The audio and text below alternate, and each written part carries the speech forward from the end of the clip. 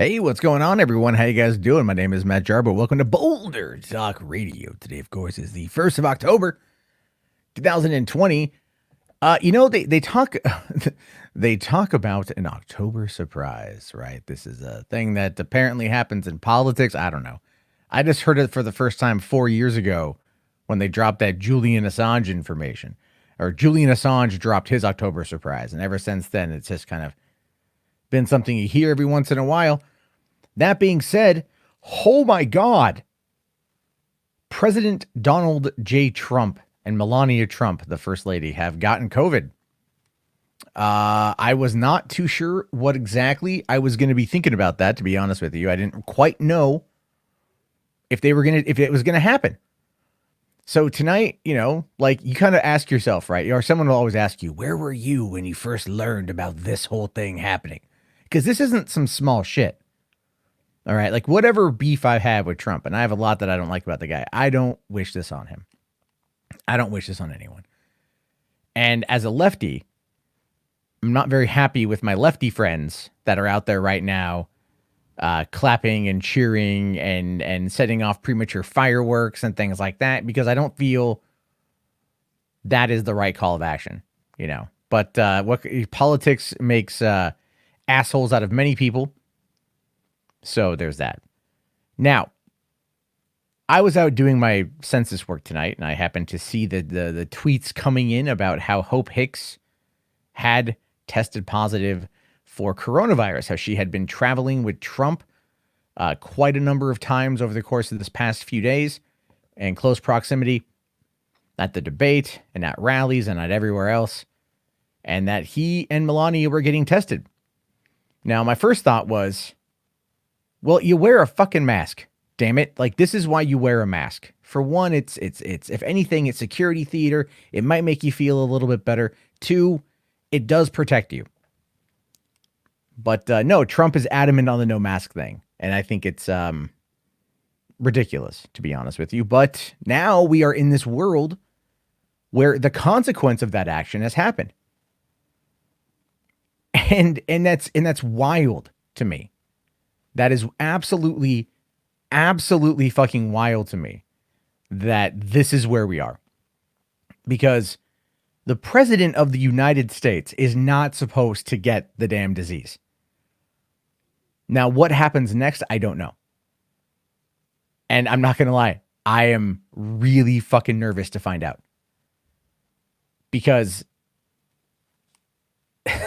if you thought shit was crazy before, this is now going to ramp up to just unprecedented levels.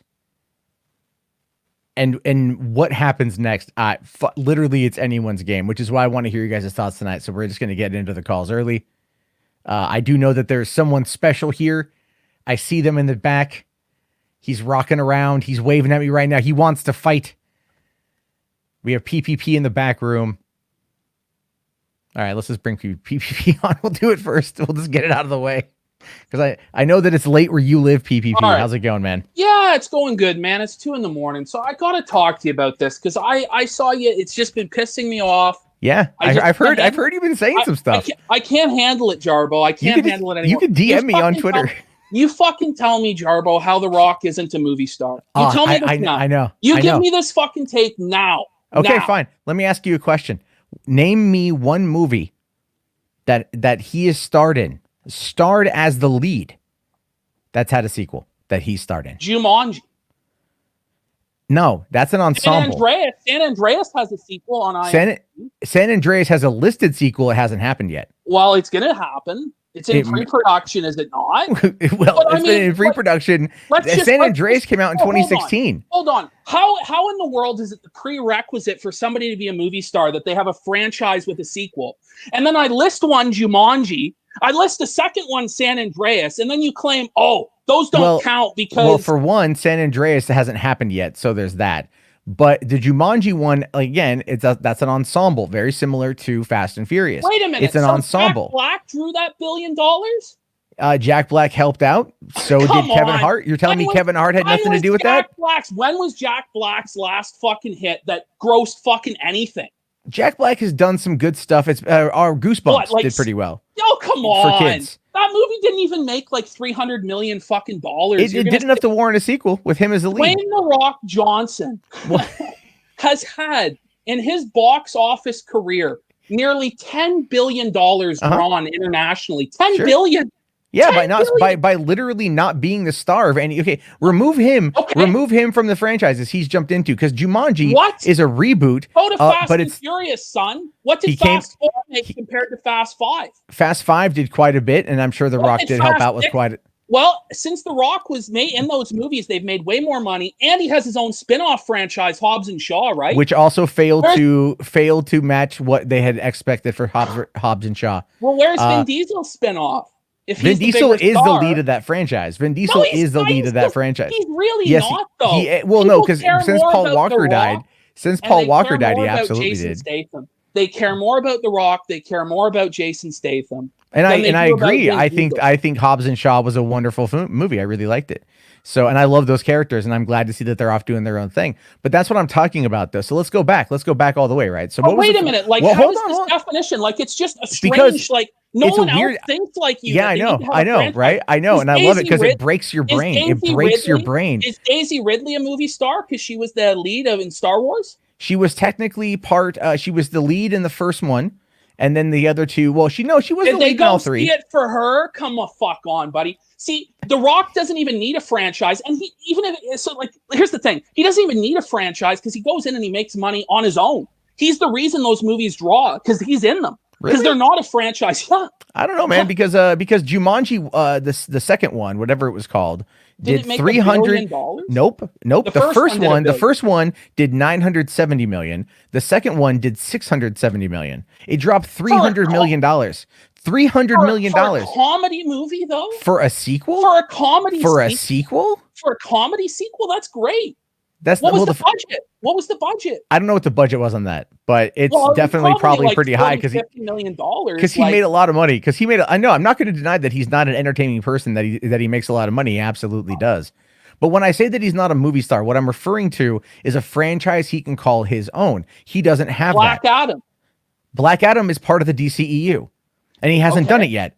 And he's got Black Adam. He's got Doc Savage coming up in the pipeline. Doc Savage. Doc Savage is, I believe, a Shane Black one who's going to be doing that one. Again, that hasn't happened yet. So we can't operate on things that haven't happened, PPP. We have to go back to the beginning. We have to go all the way back to 2003. Is the Scorpion King not a success? The Scorpion, but was he in the Scorpion King? Was he in the Scorpion King 2 and 3? What are you talking about? He did Walking Tall, but not Walking Tall 2 or 3. He did the Tooth Fairy, but not Tooth Fairy 2. Okay. So what he does is he jumps. Is Samuel Jackson a movie star? Yes, absolutely. Where's his franchise? Samuel Jackson has been in a number of movies where he was the absolute lead that have done quite well. So is The Rock's. Where's Samuel Jackson? Where The Rock was the Sam Jackson. The Rock has been the leading man in so many movies that were successful. I mean, if you just have a look here on the numbers where data and movie business meet, the Rock has had in a leading role 24 movies with a worldwide box office of $4,852,660,000. Like, just look at the numbers. Like, the numbers speak for themselves, right? No, I'm not saying he hasn't made money, but everyone knows who he is, so he's very popular. He's made a lot of other people a lot of money. That is what because the thing is like he doesn't have a franchise of his own, really. What that doesn't define what a star is. It absolutely, because coming off of yes, it is. You couldn't even Samuel Jackson's franchise, but you said he was a star. Samuel Jackson has been here's the thing though, there's a difference between being around for 40 years, being around for 50, or being around for 20. The Rock's been around for has been around in movies. What was the first starring role for The Rock? Where's Adam Sandler's What was the first starring role for The Rock? Where's Adam Sandler's franchise? Grown-ups would technically be that, but he's the fuck on. The sequel flopped, did it not? It did okay, but Murder Mystery 2 is coming to Netflix. But it's PPP again. We're talking Tom only Hanks franchise.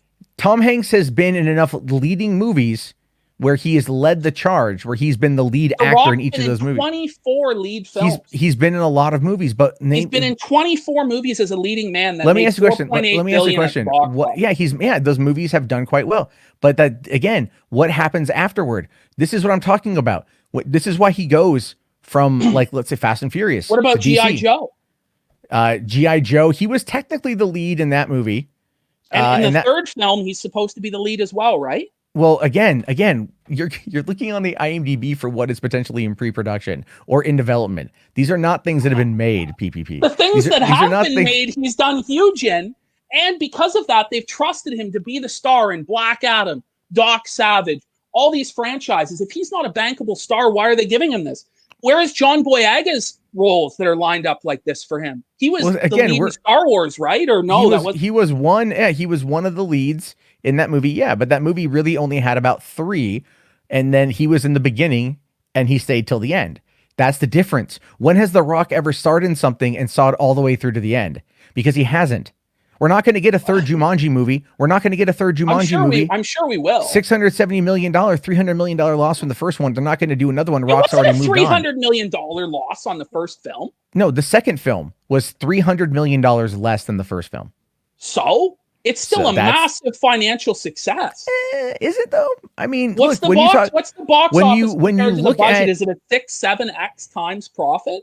I'm guessing it is. I'm sure they did pretty well on it, but I'm still guessing they made 6 or 7 times their money on it. I mean, I can pull it up. It's like a fucking Google search away. Well, let's Jumanji see what 2. Jumanji. What was the box office? Like 100? Okay. The budget was only 125 million, and they made 800 million off the film. Oh, it actually went up to 800 million. Yeah, that's what it says on Wikipedia. Just to give it says 125 to 132 million budget. 800 million box office. It actually made more than I thought. Okay, that's still like a 6x profit, right? I mean, fuck. It's even if you factor in another 150 million for marketing. Let's factor in. It's still nearly triple their money. No, I'm not saying they didn't make money on it. I'm not saying they didn't make money at it. Jumanji, Columbia Pictures for Sony. Really? Sony's not going to greenlight the third film? What are they making? 800 million, they definitely will. I will say that they definitely will. Yeah. So you were wrong, Jarbo. And I just said I thought it was 670. I didn't see that it had gone up a bit more than that. So yeah, I can admit that I was wrong. Good. So, admit that you're wrong about him being a movie star because your definition of it's insane. My definition of is a franchise he can hold himself. Right? They tried that with Skyscraper. They did. That's not going to get a sequel. San Andreas is going to get a sequel eventually, maybe. I'm pretty certain that whatever they're doing at Netflix right now, that Red Notice movie that Netflix pumped out $225 million for, that stars The Rock, Ryan Reynolds, and Gal Gadot, will probably do pretty well for them and warrant at least a sequel. But still, that is 3 massive celebrities at the top of their game. So you tell me right now of an actor that you would sooner have helm your flagship going into 2021. Who would you pick over The Rock? You tell me that. Right now, I would probably go for someone like Gal Gadot, to be honest with you. And I say that if you ask 100 people on the street who Gal Gadot is, maybe 10 are going to know. No, they know Wonder Woman. If you ask 100 people who The Rock is, no, they don't, Jarbo. Yes, they do. They may have seen Wonder Woman. They don't know who Gal Gadot is. People I'm sure at this point she's been around. She's been around for a long time. Serious? I am serious. Are you telling me Gal Gadot is more famous than The Rock? What we're talking about here is she more famous than The Rock? Yes or no? Is she more bankable than The Rock? That's my question. Well, both. That's the question. That's the question. She is. Is she more bankable? But being popular doesn't equal being bankable, PPP. It doesn't mean that you're bankable. And I'm not saying The Rock doesn't make money. Let's look at Gal Gadot's track record. See, I love this. I love this because again, when I talk about his history outside of Wonder Woman, which is one film, we haven't even seen the sequel. You start off saying you need to have 2, 3, 4 films under your belt. Well, her film's been made. It's been made. She was also in BBS and she was in Justice League. If it makes any money less than the original, then it's a flop, right? No, I would say that it's definitely if it makes a penny less than the original, because it will. You know that. It will well, nowadays it will, but now is not really the metric to look at. Because the movie theaters have fundamentally changed. What I'm talking about here is while The Rock is a popular celebrity and that he's an actor and he's a fine entertainer and he's one that I like quite a bit, I don't call him a movie star because when I look at the idea of movie stars, while he is profitable, he doesn't have anything that he holds on to. Though there's nothing that he calls his own. Why does he need to? Because if you can just because go it's from what he franchise wants. to franchise to franchise, making so much money for them and yourself, that's the definition of a star, being the draw, being able to go from this to that. Gal Gadot will never have a hit as big as Wonder Woman on her own ever again, and you know that. You know I don't that. know. Maybe. What will she have? What will she have? What will she be put into that's going to make over $1 billion? I don't know. Because I can tell you many things The Rock could be put into that could make over $1 billion. I mean, I'm sure there would be. Just pull up Gal Gadot's box office. What has she done that would consider her anywhere near what The Rock's at? Well, The Rock, again, you look at it from the perspective of it's just the popularity is what you're looking at. And when you talk about that's what a movie star is. But we're also talking about we're also talking about the longevity of career. The longevity Gal of Gadot's career. career has been what, 5 years? No, it's been longer. It's been longer than that. It's been longer than that.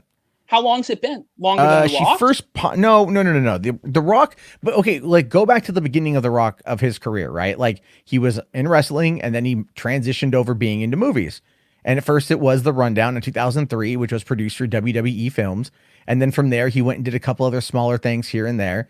And yeah, he's built himself up over the years, but you can tell that there is a level of desperation that he has in order to claim something for his own. Gal Gadot has only been in 5 movies as a leading actress. Do you understand that, right? She's been in 9 supporting films compared to The Rock being in 24 leading roles. I'm going by what the numbers say. I've put it in your little chat there. Like, I'm going by what the hard factual data is, not what your personal opinion is about The Rock. But this whole thing is based on my personal opinion. And my personal opinion about watching his career for the past 2 decades. It's crazy. And this is what I've come to. Is if he sticks with the movie, I will amend my opinion the moment he actually sticks to a franchise and doesn't bail the second something else comes along. That is how I view it. Because when you want to talk about, if we're talking about right now, people holding on to these franchises. He has to stick with the franchise. Yes. Even though he can make more money doing something else. Because it shows you that, because here's the thing. That he's a star. He can do what he wants. It shows that he's the man. That's your opinion. Name an actor that made more money last year than him. No, I know The Rock. I know The Rock made more money last year. I know. $80 million. Yeah, he's got a good business team. Absolutely. He's made a lot of money. But that does not, when we're talking about my points here, you keep going back to the numbers. I'm talking about actual career decisions. Arbitrary definitions of what makes a star, what makes a franchise. You say Gal Gadot has a franchise when the reality is most of the films she's been in are ensembles like Batman v Superman and Justice League. That's nearly where all her box office totals come from. And those are ensemble films. She wasn't the star of those movies. Yeah, they were ensemble films. So, I mean, when you look at her overall box office, which even if you include those films, is only half of The Rock's. I mean, what the fuck? So you're telling me a person with fewer films has done half of his business and that somehow is a bad thing? I mean, so then on that trajectory, if she's able to maintain that trajectory, you're saying she's a bigger star when she's made less money. I'm saying that what we're talking about here is a concept of an actor sticking with a franchise, because what The Rock does is he talks everything up like this is family, this is this is that, and then the reality of the situation is that's all an act, and that's not something that I really have lost a lot of respect for him as a result of that. If you really want, because you don't like your toys being taken away because you're a man child that needs to have the same heroes and is that what it is? No, I like having the same people involved. To be taken away, like the man can make more money because he's a bigger draw, and so you penalize him for that and say he's not a star. I don't think he's as big of a draw as, again, without having someone like Kevin Hart there. I think his movies. Look at Rampage, for example. That didn't pull in as much. Then you look at, I think San Andreas did well enough to greenlight a sequel. I know they're doing a Central Intelligence 2. Whenever the fuck that's going to come out, I have no idea. And that one did okay. I mean, Rampage made $428 million. Mm-hmm. I mean, it's not a total flop. It's not a flop. I mean, the budget, I'm not saying profitable. Like it's still profitable. So profit. But the thing is, when we're talking about what we're talking about here is how the industry itself operates. Dude, The Rock will sign on. How many movie stars are there in Hollywood, in your opinion? How many? Very few these days. Like I don't see like how you can say that there are other stars than The Rock. I just love how this breaks your brain. I just love it. It's so funny because it's retarded. It's not retarded. It's my brain. It's like somebody saying 2 and 2 equals 5.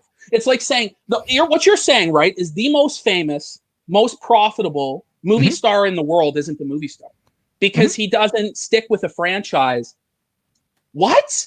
Yeah. That's fucking retarded, Jarbo. Like It's not. It shows you that all he really cares about is the paycheck, which is fine. I'm not knocking that PPP. I'm not what do you knocking that mean? at all. It's got What to I'm be about the music when it comes to superhero films. No, we're not talking just about Like, superhero movies. We're oh, talking about the fact that that all he's done is use everything so else as a stepping stone, which is if he exactly his milked, career. so if he went into a franchise and milked it for 5-6 movies like Schwarzenegger, there, wouldn't that be worse? Like, isn't that a scummy thing to do rather than make new franchises and new things? Well, that Isn't has a that lot the to wrong do. thing to do? Is milk the franchise for 5-6 sequels until it's dead in the fucking dirt and the fans hate it? That's Well, what you think The Rock should do and be loving to his fans, is milk franchises for all they're worth? but see, what you're talking about there is you're trying to compare it to Terminator, which has gone through multiple studios, multiple directors, multiple writers, multiple situations. What I'm talking about here, and that's truth. That's the fucking truth. James Cameron lost the rights. He fucked it. That's And James Cameron wasn't. I don't really like to see sequels. Why do you love to have sequels to every property? Why does every property need a sequel? Because I enjoy seeing the characters expand upon where they've been. I very much enjoy that. If we get to spend time with these people, then it's good to see those characters come back. And I'm not once again, you're pushing commercialism over art to say that there needs to be a sequel to every property. And then with the same fucking token, then you're saying that like The Rock makes art. Well, that's what you're trying to say, is he needs to make art and no, I didn't say that at all. I didn't say that at all. I didn't them. Well, I mean, like, fuck, I didn't say art at all. Those are your words, PPP. Like you're trying to really push this angle here. What I'm talking about is the idea that because the way that you can tell that The Rock is so desperate to have something to call his own, whether it's a Marvel for anything. Yeah. Name me one thing The Rock would be desperate for. Is he desperate? He is for absolutely. Money, pussy, fame. He has all that. But what he doesn't have is a franchise to call his own, and that's why he jumps around, because he's looking. He is absolutely has 5 franchises lined up out the door. And he refused to recognize and then he abandons them. So what franchise has he abandoned? Like, which one did he? The Scorpion King went on to go do a couple sequels that were direct to video with different wrestlers. The Tooth Fairy had a sequel with unfortunate. Worth a fuck. Well, the thing at the time, is Tooth Fairy too good for his career? Hercules. That was a fun one from 2013. That one crashed and burned. That was a late July release. That was meant to be The Rock's big vehicle into Greek mythology. That one crashed and burned. I remember when that came out. The guy's done good and bad movies. And you're a fucking star. Like Robert De Niro is a star, right? Yeah. Has he not been in some bad movies lately? The Irishman was really good. I didn't see that bad grandpa one. The boxing fucking movie he was in with Stallone, Grudge Match? Was that not just like the ultimate? Well, that was also. I mean, if I recall, wasn't Grudge Match like 2008 or 2009? No, that was a long time ago. I forget when it came out. How long ago was that? Was 6 years ago? No, I don't think it was 6 years ago. I've seen it. It was bad. Fuck. Well, we have the ability of fucking Google. Do you know this? Like, 2013. I was off. I was off by a couple years. 6 years. I don't know. Yeah, no, you were more on point. I was thinking back to I thought it was before I moved to LA. It was after I moved to LA. So I just don't, just help me understand. So your case is that he's not a movie star because he doesn't have a franchise. That's it. That's all. Yeah. My case is that when it comes to what he ultimately wants, and this is what I'm talking about here, is what he ultimately wants is a franchise like Marvel, something that he can build and build and build in his own name. Why do you think he's putting together a movie called The Four Rocks, or a TV show called The Four Rocks, where we're going to go back and see what he's like as a kid? Do you really fucking care about him as a kid? If I Google search biggest stars in Hollywood, yes, you're going to pop up as Dwayne Johnson. And yes, then I'm aware of that. Are you fucking? I'm aware of that. Yes, I'm aware of that. crazy. No, my opinion is based on what I've watched over these careers. You understand that 99% of other people would say he's a movie star. You would at least concede that, right? Yeah. Oh no, I would absolutely concede that point. Yeah. If in the people eyes would. of 99% of people he's a star, then Jarbo, he's a star. It doesn't matter what you have to say. He's a star to you, absolutely. If he's a star to 99% of people, which you just admitted, then he's a star to everybody but you.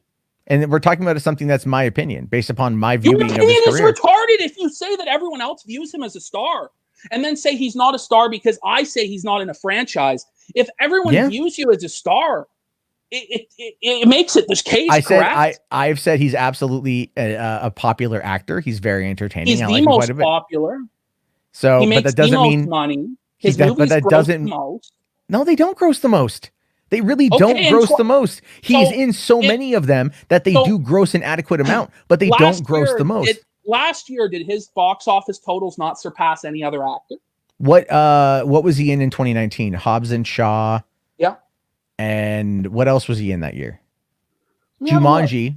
Yeah, Jumanji did $800 million. Hobbs and Shaw did what, 800 million, 700 million? I'm not too sure what Hobbs and Shaw. I know I thought it was going to clear $1 billion. I really did. I was surprised that it didn't.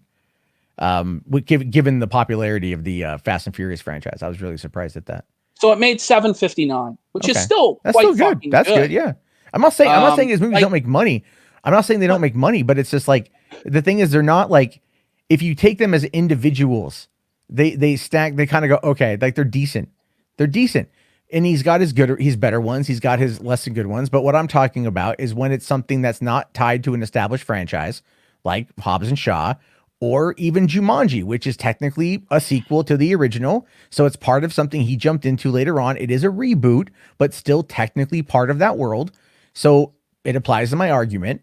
Fast and Furious, he came on in at number 5. It was in 6, 7, 8. He will not be in 9. And we don't know if he's going to be in 10.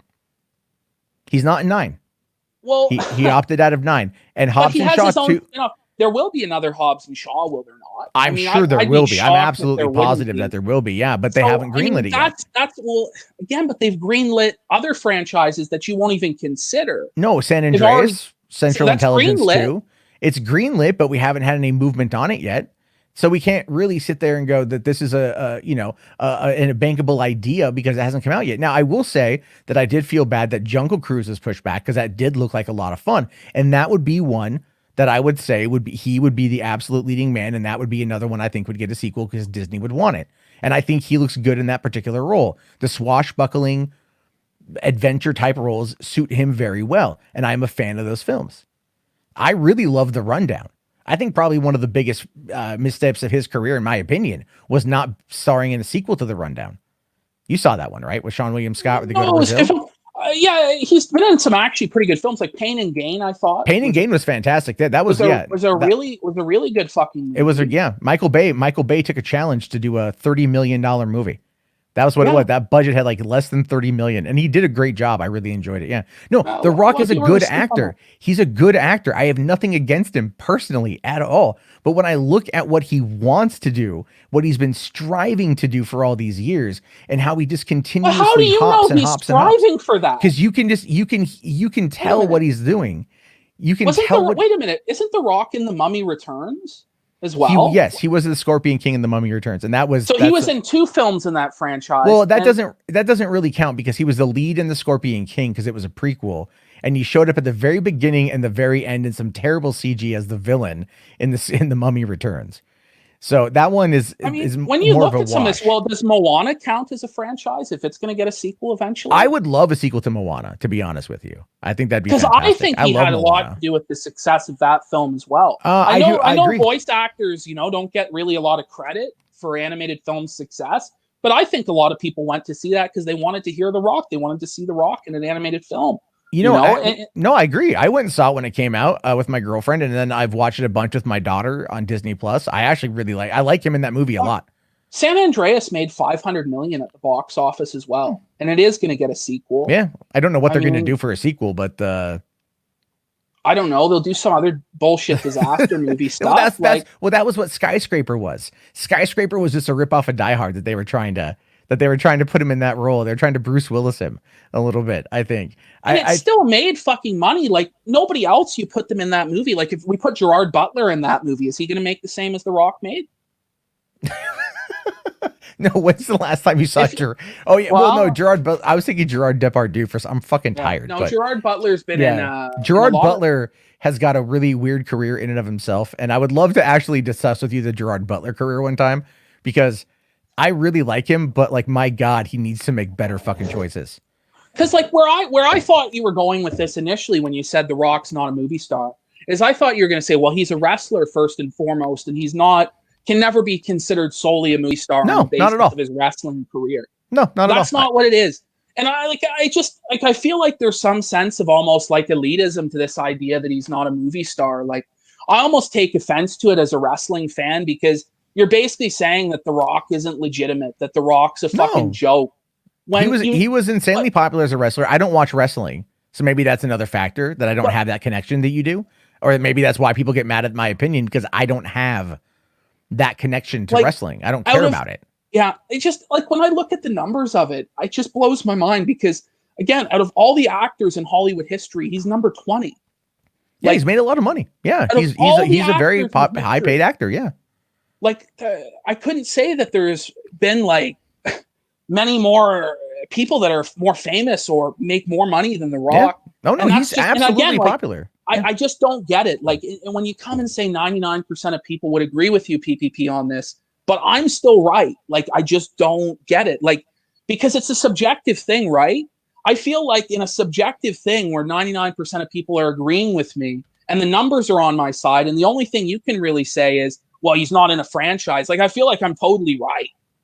And you've just totally fucking bricked it, Jarbo. I don't know. The thing is, you can feel like you're right, and that's fine. We can disagree on this issue 100%. What I want him to pick something and to fucking stick with it.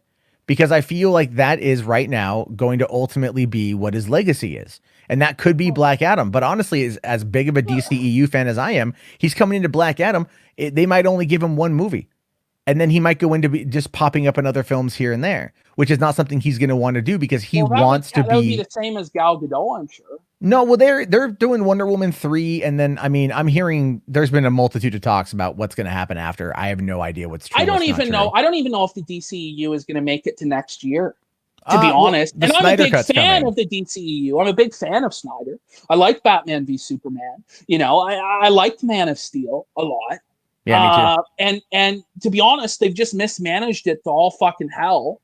And there's a lot there. Yeah. I mean, but when you would say, like, would you say Jason Momoa is a movie star? Yes. But not The Rock. Yes. But Jason Momoa has one film that made $1 billion.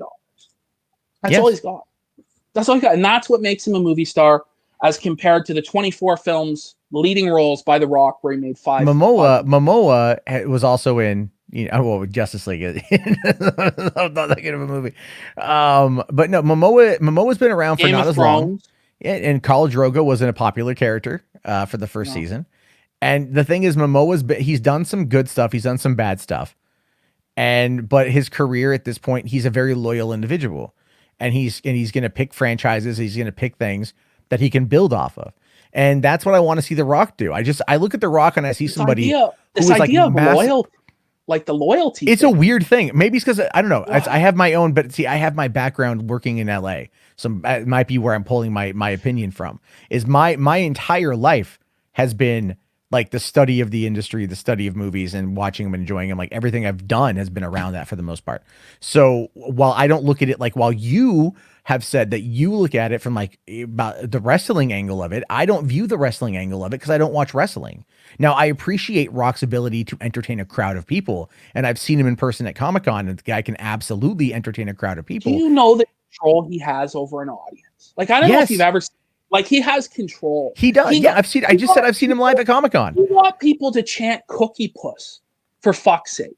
He got people to chant Cookie Puss. He gets people to chant, like, boots to ass. He gets people to chant the most retarded shit. When The Rock shows up in a wrestling ring, it's like he just controls them like a fucking maestro. You know, he's Yeah. very fucking talented physically as a performer. More so than Absolutely. I am almost in no way his critiquing charisma. that. Like his charisma is off Yes. the fucking charts. He's handsome as fuck.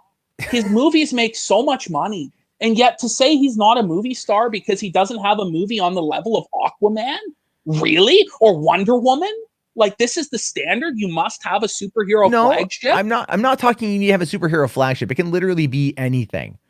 It's just this is where he's at right now. But And Jumanji doesn't count. Jumanji's an Scorpion King ensemble. doesn't count. Scorpion I King mean, 1. holy fuck. You want to go? No, because in Scorpion King 2, we had like 5 minutes of fucking screen time. So, and like, other than that, he was really terrible CG shit, and everyone laughs at it 20 years later. So, I don't even think he wants to talk about that one. But then he started in Walking Tall, which then he didn't do any of the sequels on that one. They got Kevin fucking Sorbo, right? Hercules to come in and take over for those things. I just thought it was funny because, like, I get the trajectory of the career, but you can tell that he's been doing it for so long that like it's possible he's gonna overshoot his mark, and that could be a reality at some point as I well. just looked this up, right? Like Fast and Furious from 2009 made 363 million, right? Mhm. Fast 5 with The Rock made 626 million. The And only made Fast 5 was also a better movie. way better. So, and But- also at that time too, what we had was this upward trajectory. I'm not saying The Rock didn't help out with Fast 5. He absolutely did. You know, Hobbs was great as the villain in the Fast and Furious film. My favorite thing about the Fast and Furious movies is it's able to take the bad guy and then turn them into the good guy. Have you noticed that? Well, they've done well with this. Oh yeah. Oh no, I'm a big dude. I'm one of the biggest Fast and Furious fans out there. Like all of them, even Tokyo Drift. So it is what it is. I like all the movies. I think that they're fine. They're like good popcorn spectacle films. And I just think I would say to you that The Rock took that franchise to the next level.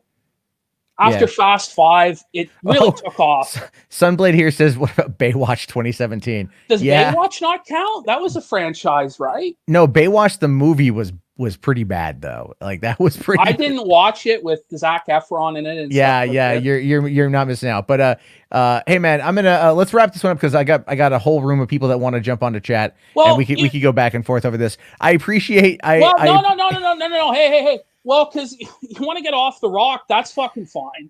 But I'm just gonna tell you this right now, man. I really don't like that you put 14 fucking ads on every one. Oh, I can actually explain that real quick. Here's what happens with that is so when the video processes, right, when it goes in the process, it auto turns on mid-rolls, and usually I'm doing this so late that I just go to bed and I totally fucking forget to turn them off until it can process. Because that was the thing YouTube did a few months ago. I don't know if you remember the mid-rolls. They said, oh, we're just going to do these automatic mid-rolls now. And they drop them every 3 fucking minutes. And I wake up in the morning and people are bitching at me. And I'm like, what the fuck's going on? And I look and I'm like, oh, God fucking damn it. But I can't do it manually on my phone. I have to come to my computer and do it. So yeah, no, I'm just going to turn mid-rolls off when the stream's over and then not even really worry about it. Cause it annoys people and it's not something I like. I'll just be honest, man. I don't know why you even run ads. Like, how much money are you even making? I mean, $20. I get more through super chats than I do through the AdSense on this shit.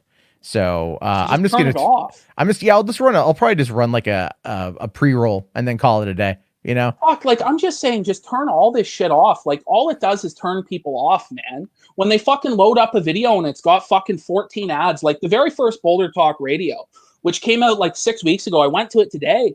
You know, are they still on there? Yeah, I'll have to go back. I'll have to go back through. You know, Godwinson screencasts me this and goes like, what the fuck, man? Like I tried to watch this the other day. Like it's impossible to watch. Like every 4 minutes, like on a 51-minute fucking video, every 4 minutes there's an ad. Well, it's weird because it lumps it into the first like hour, right? So like I'll do a 3.5 hour stream, and then it will only be for like the first hour, and then after that there's nothing. It's a glitch in the system. I'm just gonna disable all that shit. Fuck. So I honestly hope to God that you do. The other thing I would say to you just about this fucking show in general, man, is I would advise not to do it. I would advise you to do $3 theater. I would advise you to do all the other shit you do, but you shouldn't be doing these IBS fucking shows, man, because you're just going to piss off people again. Like, fuck me, man. We fucking, the whole team is like pulling this fucking redemption for you so you can get out of this shit. You get your hit in on Ralph, you get the fuck out. Then you start doing this every fucking night and starting bullshit and drama and fucking fights and all this fucking shit. And it's like, what the fuck? Well, for one, I'm really not starting fights. Like, people come here and they pick fights with me, and I keep it open. We have a wide variety of different conversations that happen on here. The idea of it is, PvP, is I'm not looking for IBS. People like the concept of it, but I don't pick the fights. Now, the boogie thing from the other night, that was a fucking fluke. And that was a weird situation because I wasn't expecting it to happen. And then I had to deal with that for a couple hours. And then after that, I kind of like toned it down. I'm like not looking for more of that shit. Right. Like, people were hitting me up tonight, go, hey, can you do a stream? We want to talk about this Trump thing. It's pretty big news, and like talk to people. Because what it is, and this is the big thing that I've been learning from this PvP, it's not that people like the drama. Some people do like the drama. That's very true. But other people have coming to me and they go, I just turn it on and I just like to listen to people have conversations. Oh, fuck. And that's really what it boils down to. That's what I'm looking at it at. I don't know, man. I just fucking warn you against this shit because it's going to end up blowing up in your face, man. Like, it's possible. But I'm not, I am telling you this. I tweet this all the fucking time. I tell people all the time, I'm not looking for fucking fights. Like, I was talking about the boogie thing because I thought the boogie thing was my goddamn fucking phone. I fucking turned that on. There we go. Airplane mode. No, I wasn't looking for a fight. It just fucking happened. And I'm not looking to like I'll fuck with Andy and I'll fuck with Kyler a little bit because they're out there calling me a fucking pedophile to 1,200 fucking people. Well, and they just have no fucking balls. They won't. Well, they don't have balls. No, they don't. They won't do anything. They're fucking useless. Kyler looks like a fucking chemo patient. Yeah. Worski's fucking railing lines. But honestly, at the end of the day, man, I just fucking I don't even understand why you keep fucking you're just chasing the dragon on this shit. I'm not chasing the dragon though, man. Like, I literally I go out, I do my work. I go and I fucking track down people for the government right now, which is fun. And I come home and I can play video games, which I do some nights, or I can sit here and I can just talk to people about whatever the fuck's going on in their life. And it's like, that's how I view it. I'm not looking to cause fights. I'm not looking to fucking get into drama. People want to come troll me. I'm not going to sit there and run away from a fucking conversation. Oh, fuck.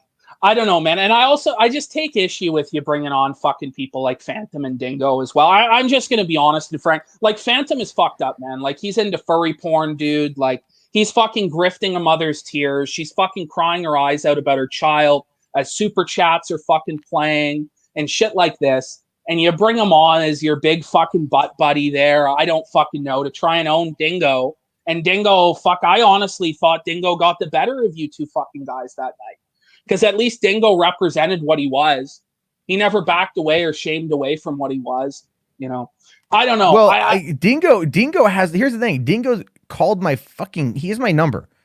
And he out of everyone on that side of things, he still will occasionally call my cell phone. It's a weird thing. So, but the way I look at it is like this,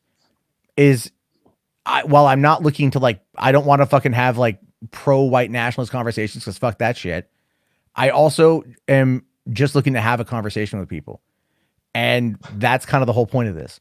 I'm not looking to run a game. I'm not looking to run a game. I'm not looking to run a grift.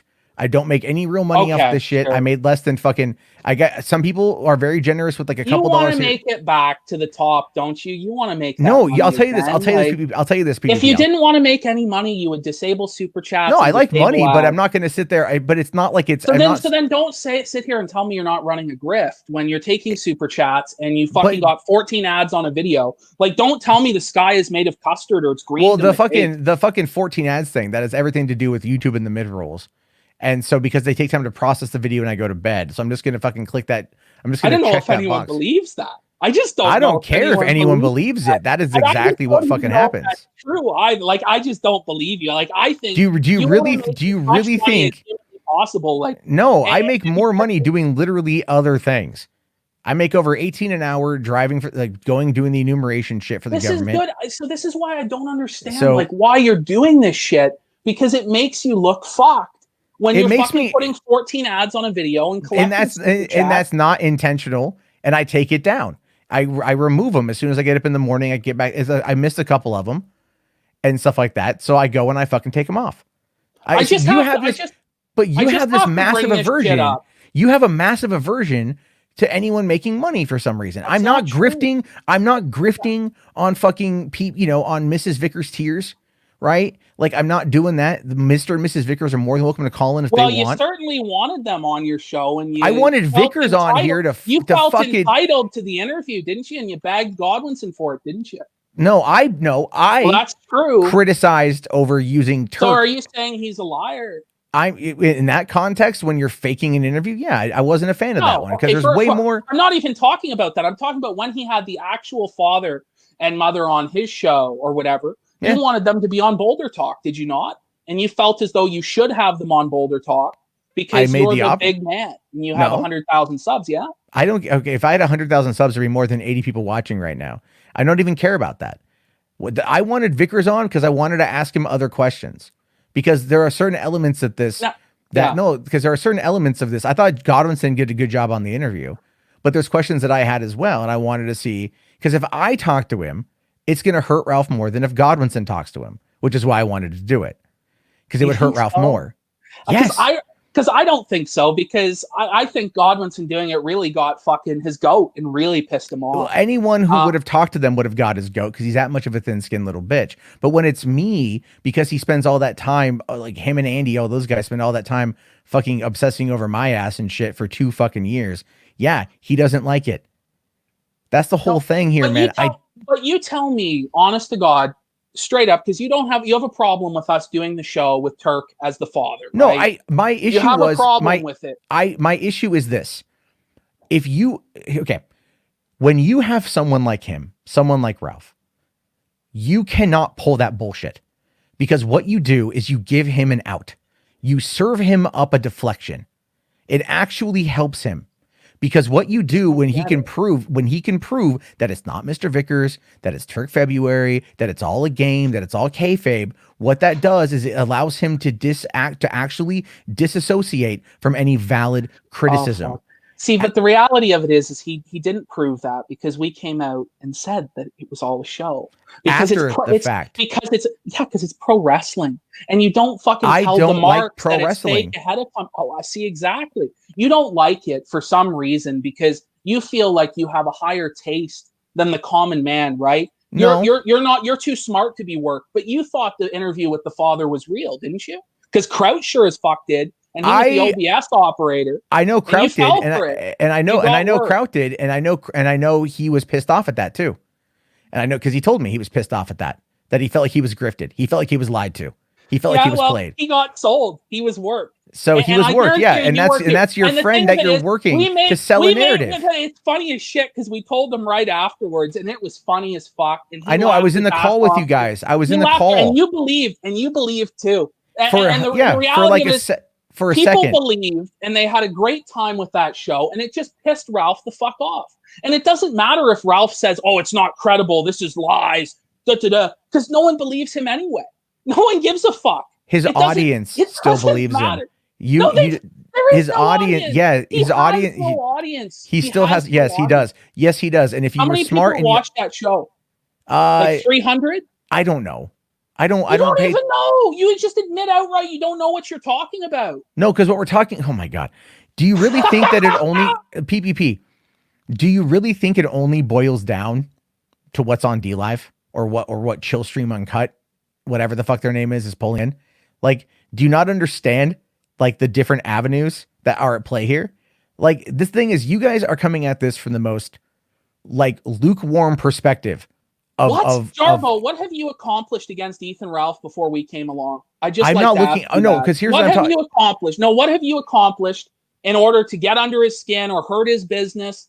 Because from where I'm standing, since I came into this picture, he's lost an awful fucking lot. No, you and definitely. I'm not had a whole lot to do with that. I'm saying that what you guys are doing, you guys definitely were able to rub him raw. That's 100% accurate, and I think it's funnier than shit. What I'm talking about here, though, is what you are trying to do to him is you want him to push for a pill stream. You want him to, I don't know, run away, commit suicide, whatever. No. That's what you want. That's what you want because you wouldn't push him like that unless that's the angle you wanted. No. But at the end of the day, what you do is when you back him into a corner, which you have him backed into a corner, this is when the wild animal is at its most dangerous. because this is matter. Like, he can't do shit. What's he can't gonna do? He can't. It doesn't. Again. What's he gonna do? He's not going to do shit to you. He it's can't not do going to shit be to anyone. Yeah. He's not gonna. He's but powerless. if you want him to be gone, Jarbo, when Jarbo dabs on somebody, they're impotent. They're broken. You dab on him, he's broken. You understand that, right? Nah, he's not. He's not done yet. Not in my opinion. The whole joke is that Jarbo is dabbing on him. That's the whole joke. No, I get the joke. But the way I view it, the way I view it with all those people is in the circle they've created. This is how they grift, and you have to learn how they do it. And so when you bring in, like, you guys do what I'd call like a pretty good, like, over the top hit, right? It's show. It's definitely a show, and it's funny. But that's not going to serious actor who's the adult in the room. But that's not going to end it. That's not going to end it. To them in halls of debate. Like, what are you talking about? No, you're not going to. This is the thing. It's like, you have your angle on it. Your angle is only going to go so far. And then he'll be able to I'm not kidding you. It's going real far. It's going real far, pal. It's going real well. The man has put out a sex tape. The man has an 18-year-old pregnant who's going to take him for everything he's worth. The man has like less than 500 viewers on YouTube. You know, when the DLive bots are taken away, he's got nothing. He's considered as a white supremacist by you and many other people. He's considered literally the lowest scum of humanity by nearly 99% of people on earth. Anyone who knows who he is doesn't like him. And somehow, some way, it's not enough. It's not enough. You know? And I'll tell you why it's not enough. We need to put him in a pine box. No, I don't want him dead. People like him, they are very good at one key factor, and that is surviving. And that's going to be the thing. This is going to be like a fucking shitty horror franchise where you think you get rid of him, but he comes back for the sequel. Oh, we're going to fucking kill him in every sequel. Jarbo, don't worry. I'm just telling you. We've got this fucker carried to the fucking end, covered to the very bitter end. We're psychologically breaking him. He's psychologically broken. I think you guys are a little overconfident on that one, if I'm being honest. And that's my whole point. I just think you're being overconfident. I just don't see how, Jarbo, you think that you have the magical solution that's going to I don't have the magical solution, and that you're going to do a better job than me. Because, like, just to be flat out, I'm not, because I'm not trying to do what you're doing. I laugh at what you're doing because I think it's funny, and I appreciate the work you guys have put into it. My concern comes from when you give them any bit of ammo they can pull back from, or any bit of any inch that they can turn into a mile. And it's like, I feel like when you pull the fake shit, I think that sets you back. That's my criticism on it. You can disagree. It's fine. Fucking show. People loved that they were fooled, that they were made to believe something that was not real. They love that. People love to be worked, and there's no harm in it. We told people outright it wasn't fucking real. Now, if it was up to me, I would still be saying that stream was real to this day, to be perfectly honest with you, because that's how wrestling works. You never want to break kayfabe. But Adam thought, well, fuck, we got to break kayfabe on this. We got to be honest with people. So, you know, like, there's just really zero harm that's come from this. And the idea that, oh, well, Ralph's got this out and it's evil that you gave him this out, like, fuck off. No, I think one time is one thing. But, like, you know, bringing on Drolasta to be a tranny hooker that he fucked in Miami, I'm like, oh my God, come on. Like, that's like, I mean, come the fuck on. That's so over the top. It's not even funny. The heel in this situation is going to know that they're fucking, it's going to be a wink to the audience. And if you're trying to play this up where you don't drop kayfabe, then you know what? Choose your fucking hits a little smarter. Play it up a bit more, but don't do something that's weak and lazy like that. There is zero chance you would ever make a show that good in your entire life. There's zero chance I would ever do that in my entire life. You have never made anything as entertaining as that Turk February show, and you never will. I don't care about that, though. That's the difference between you don't care about entertaining people. I know. I care about entertaining people. No, that's why I have fans. That's why my live streams do 3-4 times what yours do. And I'm sitting on a moment's chilling. notice when you do this every night and you make this your career. I'm not making this my career. I work in the daytime. I come home and I do this at night for a little bit. You couldn't make it your career. You tried. You clutched so hard to it and you fell. And now you're trying to regain it back again. And honest to God, if you just put your fucking nose to the grindstone on $3 or some shit like this, maybe it would happen. But I'm telling you, this isn't your avenue to it. It's not your avenue dude. This is the thing. Do you think I'm not doing other stuff? No, I do a lot of other stuff. I have a lot of other avenues, a lot of other irons in the fire that I'm working on. This is a nice way for me to just talk to people and to reconnect with some people that I haven't talked to in a long time. This is a cathartic thing for me to do in order to have some social interaction. I'm not looking to fucking fight people. I'm not looking. This is the difference with no, PPP. This is the difference. You came into this with wanting to fuck with somebody, and that's fine. And that's absolutely fine. And that's your game that you want to play. It's not about wanting to fuck with somebody. It's about doing what's right. And I do what's right constantly. I'm on a righteous crusade against this man. I know you are. You understand what this man did to me, did to my family, did to my church? Do you understand? Yes. Do you understand he has no boundaries? He has no line. Yes, he's like I a get fucking that. terrorist. Do you understand that in order to deal with somebody like him, you basically have to have no boundaries? You basically have to fucking go to that level. I'm willing to go to that level with that man.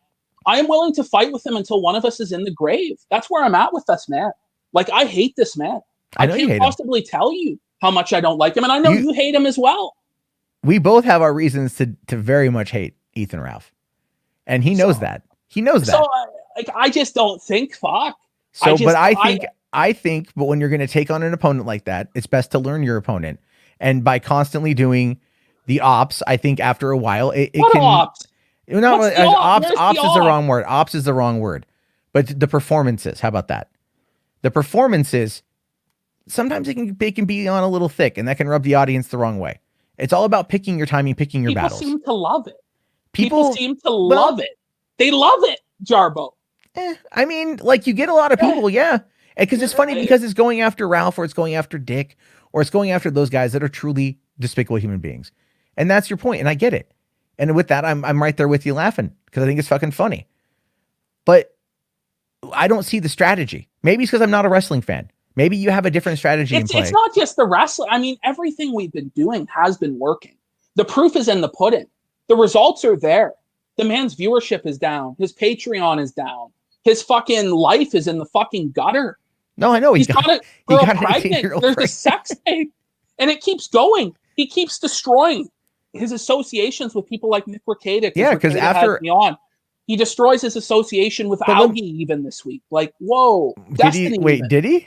Oh, with Destiny, I saw with Augie even? Augie last week, he's fucking shitting on him. How dare you, this and that. Oh, wow. Like, whoa, like, there was going to be nobody left on the Guntanic. No. There's fucking, like... Well, the last boss on that fight's going to be fucking Gator, and you know it. I don't know. We've been hearing, Godwinson's been getting some messages from Gator, some snake-like shit from him. So, I don't know. I haven't talked to Godwinson in a while, so I have no idea what's going on. Never be surprised when Gator puts the knife in JC's or 187's back. Gator. I know he's gonna be Gatus. Yeah, it's gonna be funny to see because that's gonna be. I think that's gonna be the finale. You know, like that's gonna be like the end of the third act. That's what's going to do it. One last thing with you. I think we've covered most of the show. Yeah. It's been fun. I enjoy talking to you, PPP, because I do like you quite a bit. I do. I'm trying to like you, man. Like, the problem is, like, the whole time I've known you, I haven't liked you. Like, when I watched your shit, it never was very good. I'm not going to lie. We tackle things differently. My brain is not wired for the same kind of performance art you are. That's tough, man. Like, I don't know what to do for you because I really wanted to, like, see Jarbo do well. But like what I've just been seeing the last month is just shit after shit, ice cold take after ice cold take, shit like The Rock's not a movie star. Fuck. Anyway, I just wanted to get to you. Fuck that this OnlyFans stripper was the take yesterday. No, I just said I can dig it because I think she's hot. Can you explain what this woman was? Yeah, this woman was a pastor. She was an assistant pastor. And then she one day, from what I read, like decided to quit being a pastor and like basically become a nude model and like open up an OnlyFans, or she did some stripping, I think too. And then she opened up an OnlyFans and she's been on like Jimmy Kimmel has invited her on. Like she's profiled everywhere. She's like 33 with like, she's like 36 with like three kids.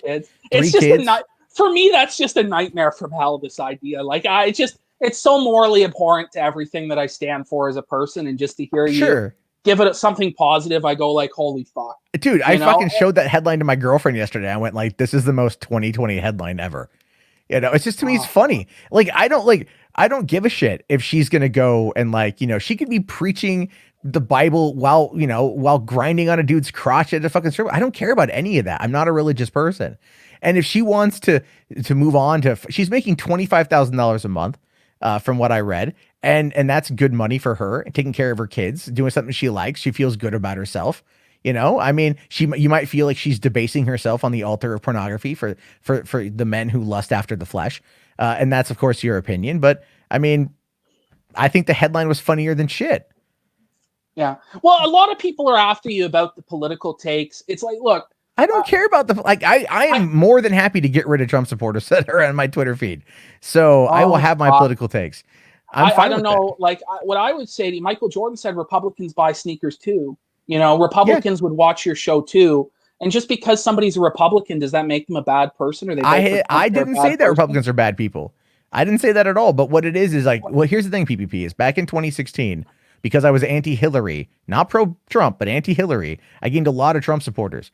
And there was a time when, and I think this is a very real thing that a lot of YouTubers have dealt with, is that when they develop that kind of audience base and they're not that kind of person, that they feel then compelled in order to keep kind of placating them because the money, because the grift, and they're afraid of losing it. And that's why we're seeing people like Shoe on Head and Chris Reagan, who are espousing their left-wing ideas, and they're being attacked by their own audience in some aspects, because that is the people that they amassed back in the day when it was the anti-SJW community. Well, I would say with those people, they pandered to the right, and now they're unhappy because the main grift is over on the left. The leftists like Vaush are making so much fucking money. Yeah, and I don't get that either. Many viewers that they go, oh my God, I have to pivot to the left to make money. I don't think these people have any sort of political conscience or any sort of political values at all. They just shift wherever the fucking money is. Mm-hmm. And honest to God, in 4 years, if Ted Cruz is running and the money is with him, they'll be with him. I mean, that's just the fucking truth about these people. There will be a lot of people that do. Yeah, I will not be one of them, to be honest with you. Because I felt extremely guilty after the 2016 election, because I had allowed myself to kind of go down that path, and that's not who I am politically. When I do hold back on a lot of hot takes on Twitter.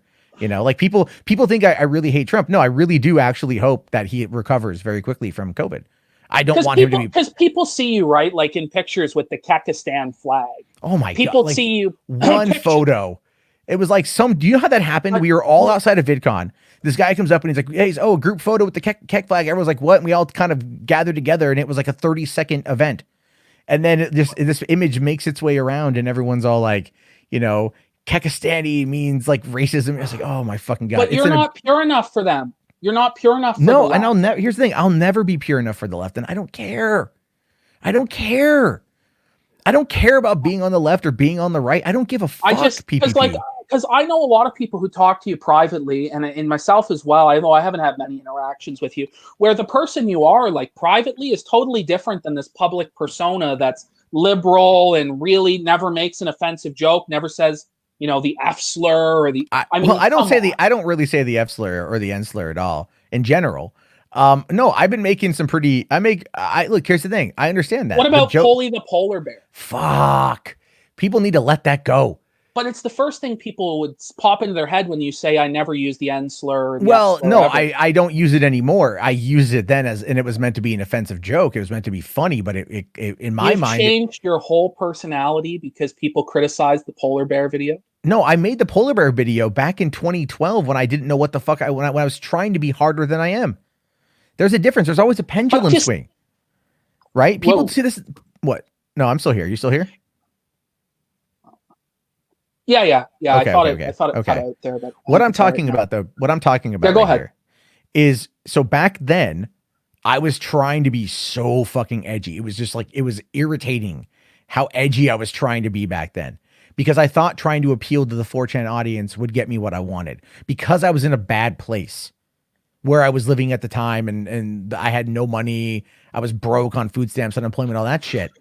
And so I thought, if I go with this edgy route, if I become this shock jock route, I could do that. And the truth of the matter is, that's not me. That's not who I am. I will make edgy jokes. I don't have a problem making fucking edgy jokes. All right. But it's like the shit that I say privately, and I'm trying to say more of that shit publicly because I'm trying to be funnier about it and be a little edgier, but not. I just think if you were yourself every day and you didn't have to worry about putting on a fake persona, people would like you. I don't put on a fake persona here. But This you is not do. me. No, I don't. But you do. No, I don't. This is where, dude, You just this admitted to doing it in the past. in the past, yeah, but you know what the last I two mean, fucking years has taught me? To not give a shit. I don't care about what people think about me. Like me, don't like me, I don't fucking care. None of it matters to me anymore. None of it matters. I don't plan on going to VidCon. I don't plan on going to YouTuber meetups. I don't plan on doing any of that shit anymore. I barely talk to anybody. I barely interact. You got that group we're in. That's like the one thing I do where I talk to you guys. Otherwise, I don't really interact. I'm not going to try and nail you to the cross here, No, because buddy. you're I think, no, I think because you're a trying lot to of sit other there. people have nailed you to the cross before. Me nailing you to the cross today about being fake or about being this or about being that isn't going to change your behavior any more than anyone else has done it. I just wanted to bring up finally with you the question, because T Clips is the one who tagged you in and tried to make you defend her honor. I mean, do you defend the honor of T Clips? T Clips does what she does, man. I don't have any thought about that one way or the other. So you don't defend her honor like she wants you to. I don't even know what the fuck is really going on. And that's the thing. I don't pay that close attention to shit. I really don't. Like, I don't care anymore about this stuff. Like, if it hurts Ralph, I'm gonna laugh, and I'm gonna really laugh at it, because I think that's probably the one thing I care about. Is I think it's really funny watching that little fat weasel fucking squirm because of all the pain he's caused other people. Karma's a real motherfucker. That part I like. That part I will take sadistic I'll take sadistic pleasure in. Yeah, because I'll tell you this. This is where the issue is. And again, this is the only point I wanted to really get in. And then you can have all the callers you want because I've taken a lot of time. But look, here's the thing. My issue with T-Clips is what she does is she takes my videos and Godson's videos, clips them on her channel, puts ads on them, cuts out the music so that she can monetize them. So she alters the videos themselves, their art, the message of them, all this sort of thing. And I just said, like, don't do that. I don't like that. And I also think that it's lazy to make your living off other people's work and being a parasite. So that was my take. And now I'm literally Ethan Ralph. I'm as bad as him. I'm literally Gator. I'm a motherfucker and this and that, and all the fucking rest. When my take is just, and I don't know if you agree with me on this or not, you probably don't, but I think that people shouldn't just take content that's supposed to be anti-commercialization, making money, and take it and fucking profit off of it in that way. I think that that's fucked up. And especially when they try and then pretend they're on our side or trying to spread the message of me, I think that that's disingenuous and fucked up. You might have a different view of that, but I don't think I have a crazy take on that. I don't know. I see your point, because I did DMCA COG a couple of years ago for taking a clip from me talking to Jim and then like monetizing it with, I think, like 16 ads or some shit like that.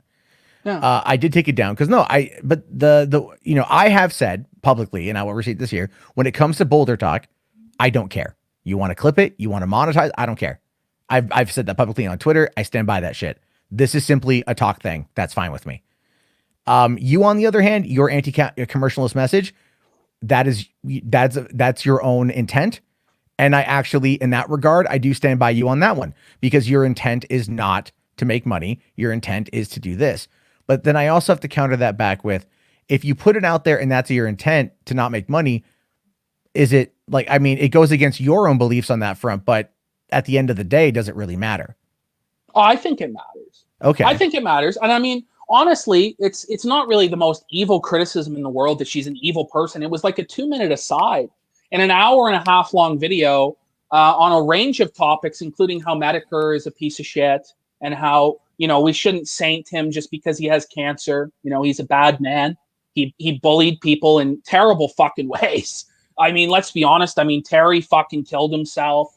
And people try and like make him out to be the saint now. I don't think Jim's a saint. It was about you with the Rock take and all this shit. She takes 2-3 minutes out of it, takes it really to heart, and goes at a war at me on Twitter, a war at me and Godwinson. And it's like, whoa. Then she's tagging you and Keemstar in to back her up. And it's like, whoa, bitch, settle down. It's really not that fucking serious. Well, now she's made it a big fucking deal where it's like she's saying, I'm like this evil grifter. Oh my God, how dare you have a PayPal button? Once again, I'm not against people making money on the internet. I'm against when it affects the way the audience views the content. So for instance, when you had like the 14 ads on the Boulder Talk today and Sure. we go to watch it, It's fucked up. We can't really watch it. Or when people do, hey, a NordVPN shill for 4 fucking minutes. Oh Or, yeah, I hate that. Or a I will. 9-minute Raid Shadow ad. And it's like, fuck, I don't want that. I just want to watch a fucking video. Yeah. But at the same time, and this is again, I guess you could say my capitalist approach to this. The 14 ads, no, that is valid criticism. I'm just going to take all that shit off. Like it's all done. But when it comes to the sponsorship stuff, like it's a lot of people did make their living on this, and this is a valid work. People, radio shows, hosts make their money. I mean, TV hosts, they make their money. People make their fucking money however they can make it. This is a valid career. This is a very valid job. Do you think children should aspire to be YouTubers? No, not at all. Having a real job. Well, the thing is though, I look at what I do. I pay a lot of taxes on it, and I invest a lot of time.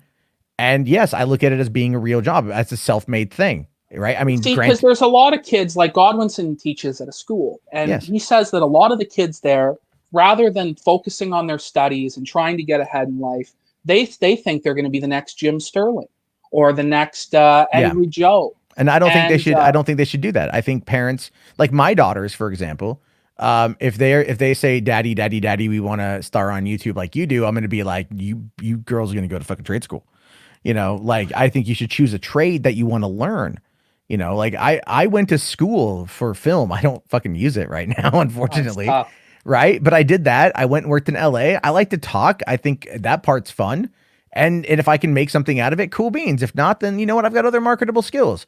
But I agree that I don't think children should be, wanting to do this, but it's never, but also at the same time, when I was a kid, like would they ask you, what do you want to be? Oh, you want to be an astronaut. You want to be a cop, firefighter. Those are jobs, but you know why kids wanted to be them? Because they saw them in movies and TV. So they see what's presented in front of them, and that's what they're attracted to. So what the parents have to do is find new things to show their kids, to not put them in front of iPads and TVs and shit. It's a very fucking tough thing to do in today's world. I don't even know if you would hold yourself to that stand. I imagine. No, it's pretty. I like we will. I play with my daughters. We play with the ball and try. We have these like magnetic triangle things, and I try to turn the TV off. But then there's times where it's like, it's just having a 2.5-year-old and a 1-year-old. You know what I mean? Like there's. Well, the TV is going to babysit a lot of the time. It's gonna distract. Yeah, and I don't. But I don't give them my phone. I don't want to get her a tablet. Like my girlfriend. It's just going to be a different situation, Matt, when they're 15 years old and they want to start a beauty makeup channel. Oh, I know. And then it's like if they start watching Jeffree Star, I think I'm going to kill myself for failing as a parent. I know, I get it. It's an ever evolving market. It's an ever evolving world, a society, and we're going to have to deal with the best way we can. I remember when people did YouTube as a hobby and there was no money in it. Yeah, me too. I thought that there was a lot of creativity in that period, and the site was wild, and it wasn't as sanitized and as uniform as it is now. But that's not the creator's fault, though. That's not the creator's fault. The creators. You know what the thing is you want to talk about the lazy content and everything else like that, dude, they're fucking forced into it. That's the other side of it. By monetization. Not by monetization. I think it's a bad thing.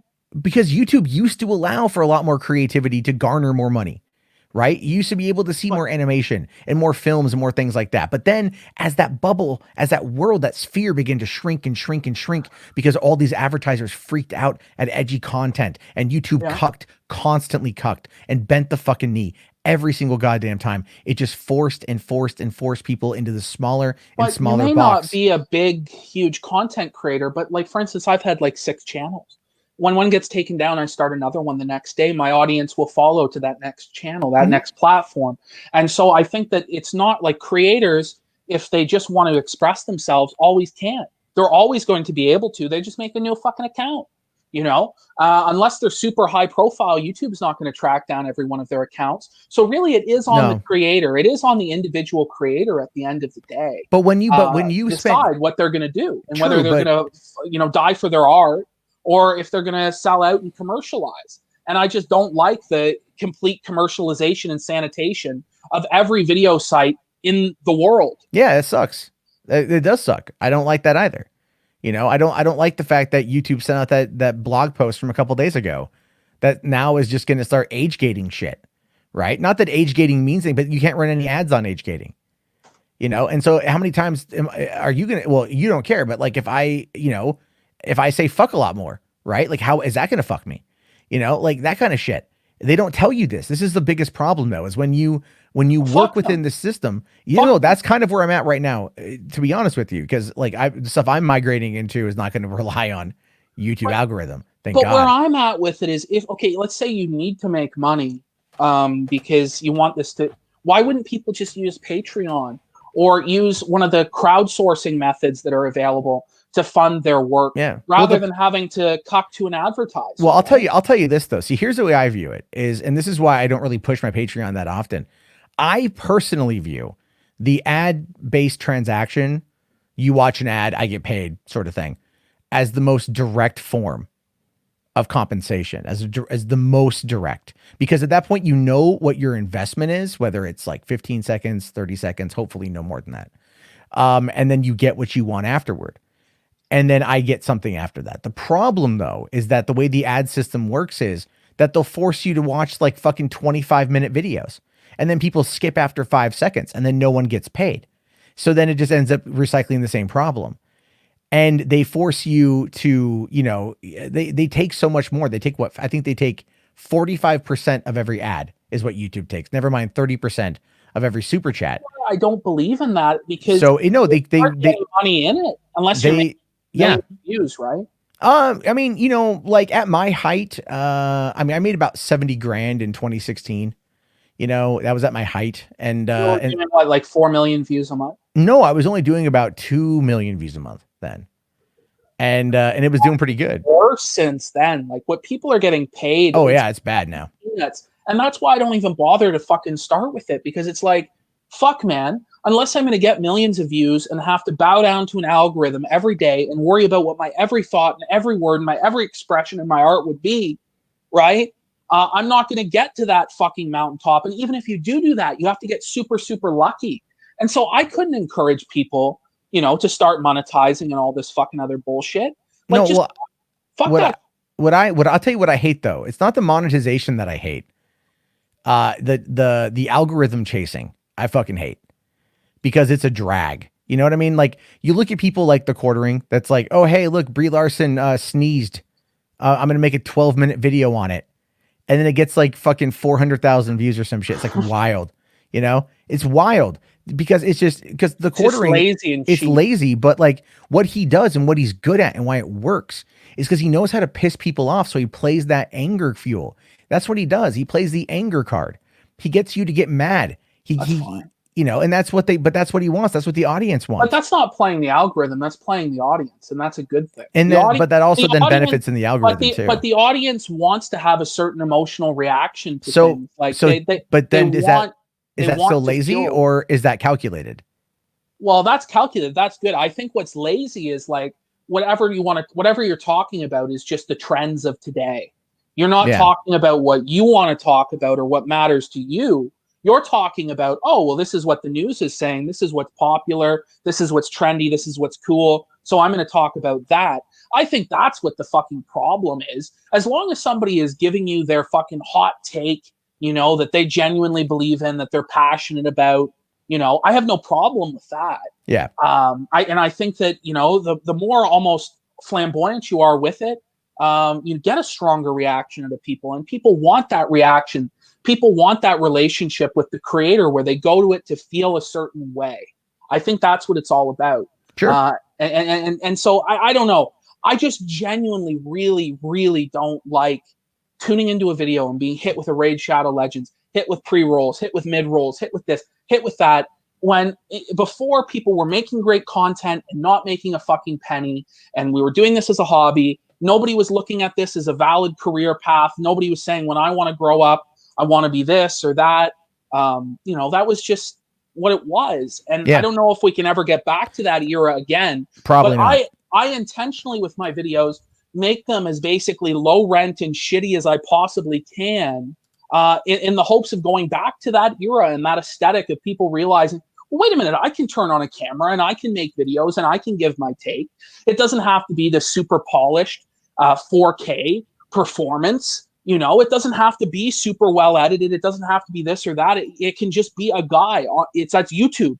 It's you being broadcast. You're broadcasting yourself. That's what I believe YouTube is in its purest form.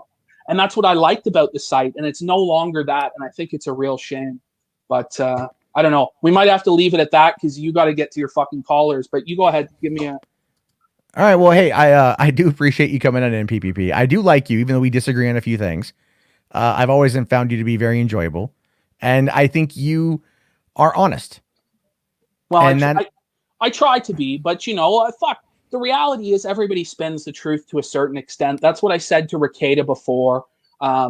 People, even if you go into it thinking that you're being 100% honest and acting as 100% honest, I mean, you're always like, if we're arguing about The Rock and shit, I'm going to spin things in the best way I can. Yeah, and it was fun. That was fun. I had a lot of fun with that one. That was good. We'll have to do that again for other people. I think that was entertaining. Other people want you on this question of whether or not The Rock is a movie star. You can't believe, that people are just fucking flooding me. How can he believe this? Oh yeah. Well, you're gonna hate this, but Argy RFC did $20 super chat. Augie. Thanks for the entertainment the other night. All right. Maybe I'm good for your business there, Matt. A whole $20. A whole $20. That's 1 hour delivering food. I saw Augie on Twitter with 6 live viewers the other day. I thought he'd get more than that, obviously. No, he was like fluctuating between 6 to 10 live viewers. Me and Godwinson were both watching. So that was 2 of his like 10 live viewers were me and Godwinson just laughing at it in a Discord call. So there you go, Augie. You're a big shot there, a big deal. 6 fucking viewers on Twitter. All right, Matt. It was good. I'm glad you had me on. I just had to bring some shit up with you because it's like, what the fuck? Yeah. And then, like the private chat, everyone's like, fucking hurry up. It's funny. No, but it's all good. PPP, thank you again, man. Thank you very much. It was always fun. Always pleasure. All right, man. Have a good one, buddy. All right. Oh, Jesus Christ. Nick the Oreo, $5 super chat, saying, turn off that pesky ad block. I don't know, Nick, if you've seen this, but this is for you. Turn off that pesky ad block. There we go.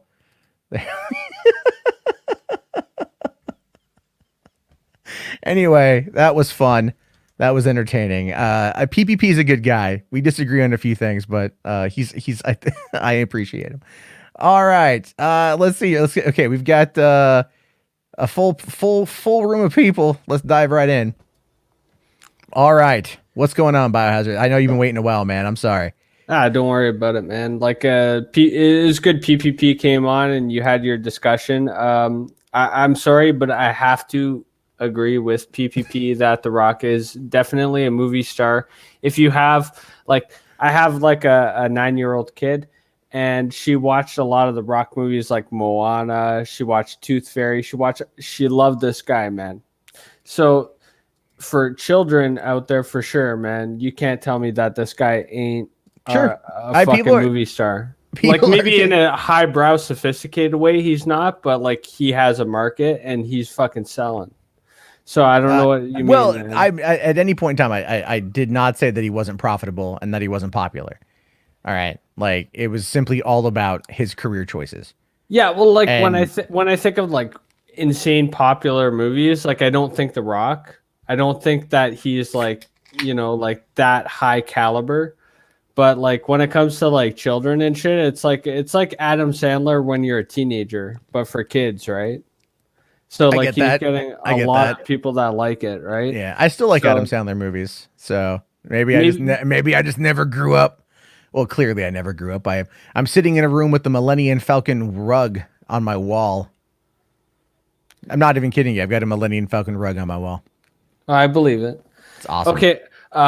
So I don't want to like linger on that. Like, let's talk about the actual. Yeah, the hot take of the news of the day. Trump versus Rona, man. That's wild, Trump man. versus Rona. Holy I know. shit. I do want to say, as I said before, to kind of reiterate, as much as I'm not a fan of that man as president, I really do hope he gets a speedy recovery. I think that's yeah. Well, I don't think it would be a good thing for the country if he fucking keeled over, right? Like that would be really no. It would not. What the country needs, man. Yeah, no, that would be pretty bad. He either needs to like win the election or lose the election in a like savory way. and then Yeah. maybe the country will kind of calm down for a bit because they realize like either if he gets elected, it's like 4 more years, and then if they don't get elected, they can go and scheme, on the other side to fucking get the. I guarantee they might. My prediction is if Trump wins, the next election after that, guaranteed Democrat. I would bet a house on it. If he wins next time. Yeah. Well, I think. Well, it'll my be question 100%. then. My question then becomes, is it going to be like? Is this going to have a negative impact on him? And part of me thinks that it does, only because he was kind of anti. Even at the debate the other night, he was kind of anti-mask. Right? Yeah.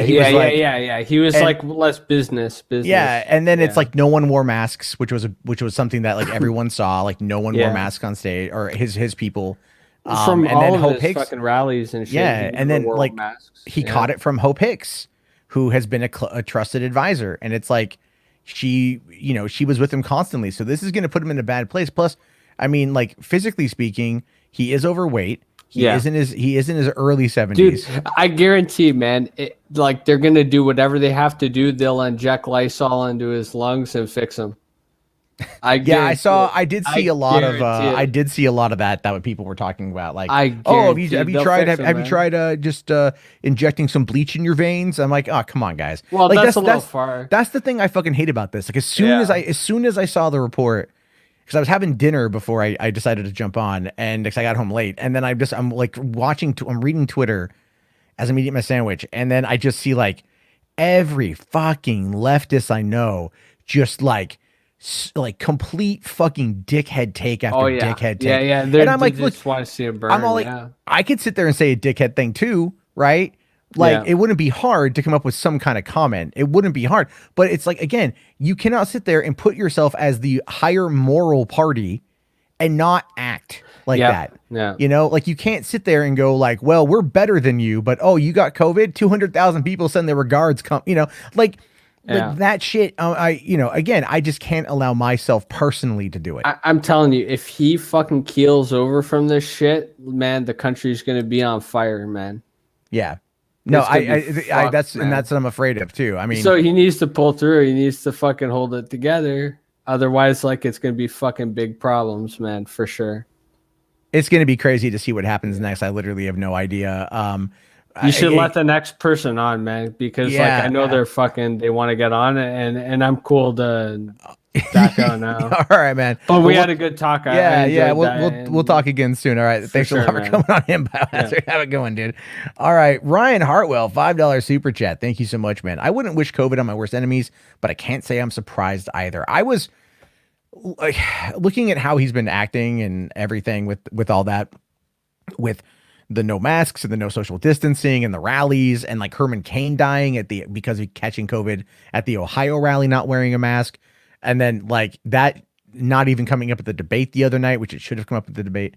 I think to kind of like just push it in that masks are necessary and social distancing is necessary, that this is a big deal. But this actually could be kind of a good thing at the same time, only because when he wasn't wearing a mask, a lot of his supporters were like not wearing masks. And then when he wore a mask, I saw a lot of his supporters on Twitter go, ooh, where do I get that fucking mask? So maybe this will make him take it seriously. If their God Emperor Trump can catch the Rona, maybe they might catch the Rona, and then, they'll want to social distance and protect themselves a bit more. And maybe that's the only good thing that could potentially happen. But I don't want him to die or nothing. I want him to get better. I want everyone to get better. I had a friend die from fucking COVID. I don't want anyone else to die from COVID. Anyway, all right, bring in Lunar. How's it going, man? Oh, hey, can you hear me? I can hear you, man. Yeah. So what's on your mind tonight? Well, first of all, I mean, that was I liked having PPP on. I enjoyed that. He was funny. He was funny. Yeah, he is a funny guy. It's always a great show when he's on. But I just wanted to talk about. I know you already did a show on the debate, but I mean, it's what do you think about the debate? Because I saw some people in the chat bring it up a second ago. Safety brought it up, saying that Biden was low energy, belligerent, petty. Yeah, it's if you look at the older, you know, presidential debates, like Reagan versus who was the guy he was running against? In what year? This when he's going for a second term, I think. Dukakis? Yeah, yeah, and even Why do I know that? I was like fucking 6. yeah, I mean, I wasn't. I mean, I I couldn't tell wasn't, you. Oh my god. and I wasn't even alive back then. No, either, I was so. fucking. Wait, no, wait, hold on. No, his second term, he was in 84, and Dukakis was in 88. So I was wrong because Dukakis was against GW. Oh, okay. Well, And yeah, so I don't know who it was, and I'm gonna look that up. God damn it! This is why I need a producer on the show. Hey, bring up the clip. Bring up the clip. well, yeah, you could have your own gator, huh? Oh, I need a gator. I mean, nah, PPP wouldn't do it. But anyways, even Kennedy and Nixon, all those previous presidential debates. My point is, they're a lot more civil than what I saw on of this debate. Yeah, no, this one was definitely nasty. It was meant to be nasty. Okay, so Reagan went against Walter Mondale, Jimmy Carter's vice president. And Okay, yeah. So he went against him in 1984, and he's still alive. Really? Yeah, he's 92. He's hiding in Montana right now. Oh, living life to its fullest. Yeah, not dying of COVID. So, yeah, no, this particular debate was definitely fascinating because when you look at everything that I think what all of our expectations were of the debate, I think we all deep down expected a shit show. Yeah, it was basically blood sports brought into the political sphere, like on TV. It was. It definitely was. Oh, apparently my mods are. I don't know what they're doing. Let me turn on. Oh, live chat. Shit, I forgot about live chat. I don't know what's going on. I'm actually logged into the wrong account apparently. So, whoopsie daisy. All right, mods, be cool. Be cool, mods. But yeah, that's basically what I was getting at. I mean, I guess it was expected for them to just cut each other off and be nasty with each other, call each other names like clowns and all that. But yeah, I just wish presidential debates were a lot more civil these days. I know that's much to ask, but that's just me. Obama and Mitt Romney was pretty civil. Obama and John McCain was very civil. George W. and John Kerry was pretty civil.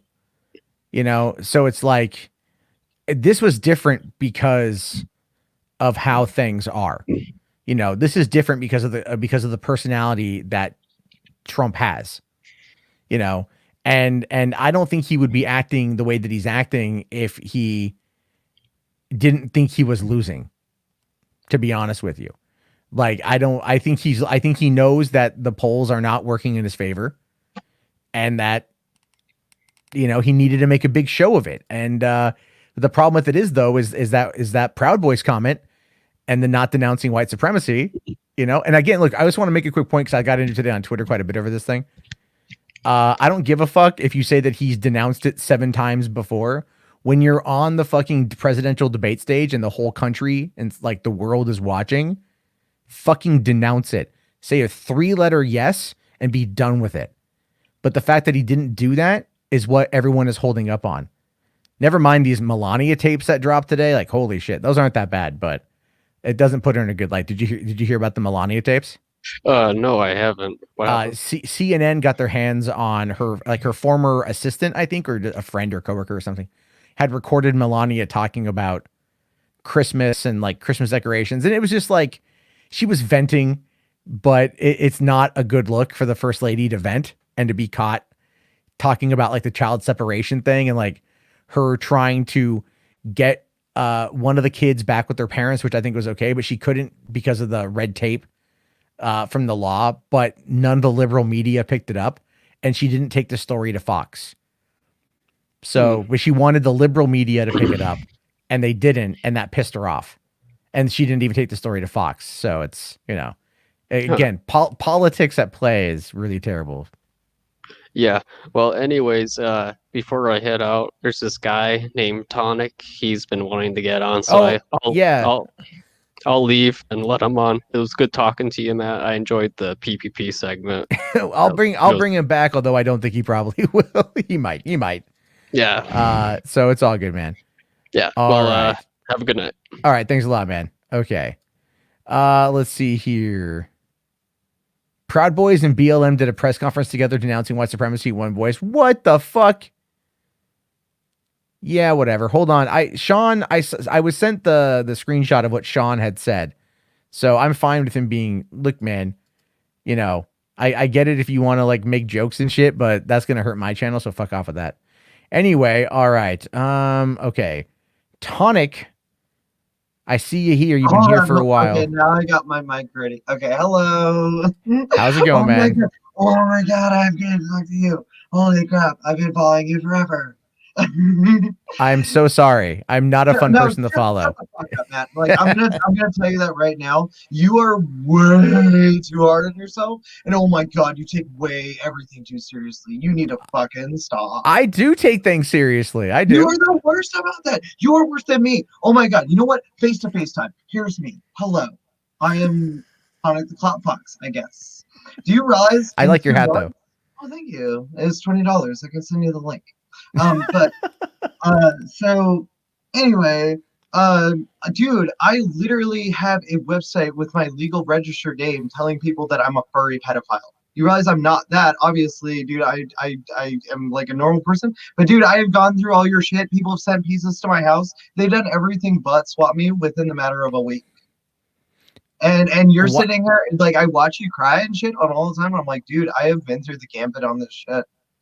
I've only cried about the play button though. Oh my god, I've seen you with fucking Jim and all this shit, dude. I've watched. Well, I mean, like, okay, like that was like, let's be fair, that was not necessarily my highest moment in life. Right. Let me be totally fair. I am not in any way attacking you or trying to troll you. I promise you that. I am literally talking to you, man to fox. Okay. Okay.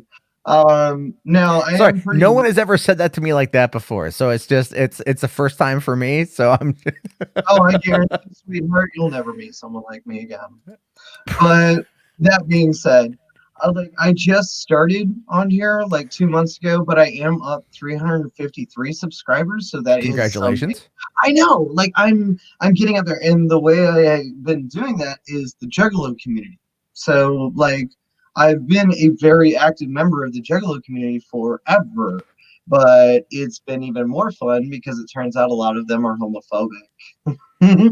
Well, I mean, the Juggalo community is definitely a very fascinating community. Oh god, no idea, Matt. Oh my god. I've never really I've never seen a Juggalo in real life. I've never no one ever with the makeup on. I'm pretty sure I've encountered them. God. That is my everyday. As much as furry shit is, Juggalo shit is too. But hold on, but do you ever merge the two together? Yes, I do, and people hate it. Oh, see, this is where the absolute curious bastard in me is like, can I see that? Dude, I am an open book. You can literally ask me anything. Okay, because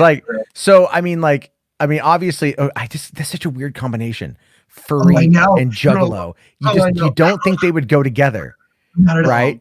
Because I kind of feel like a furry kind of wants to love everything, right? Yes, it's like a really weird anthropomorphic, I can never say the fucking word.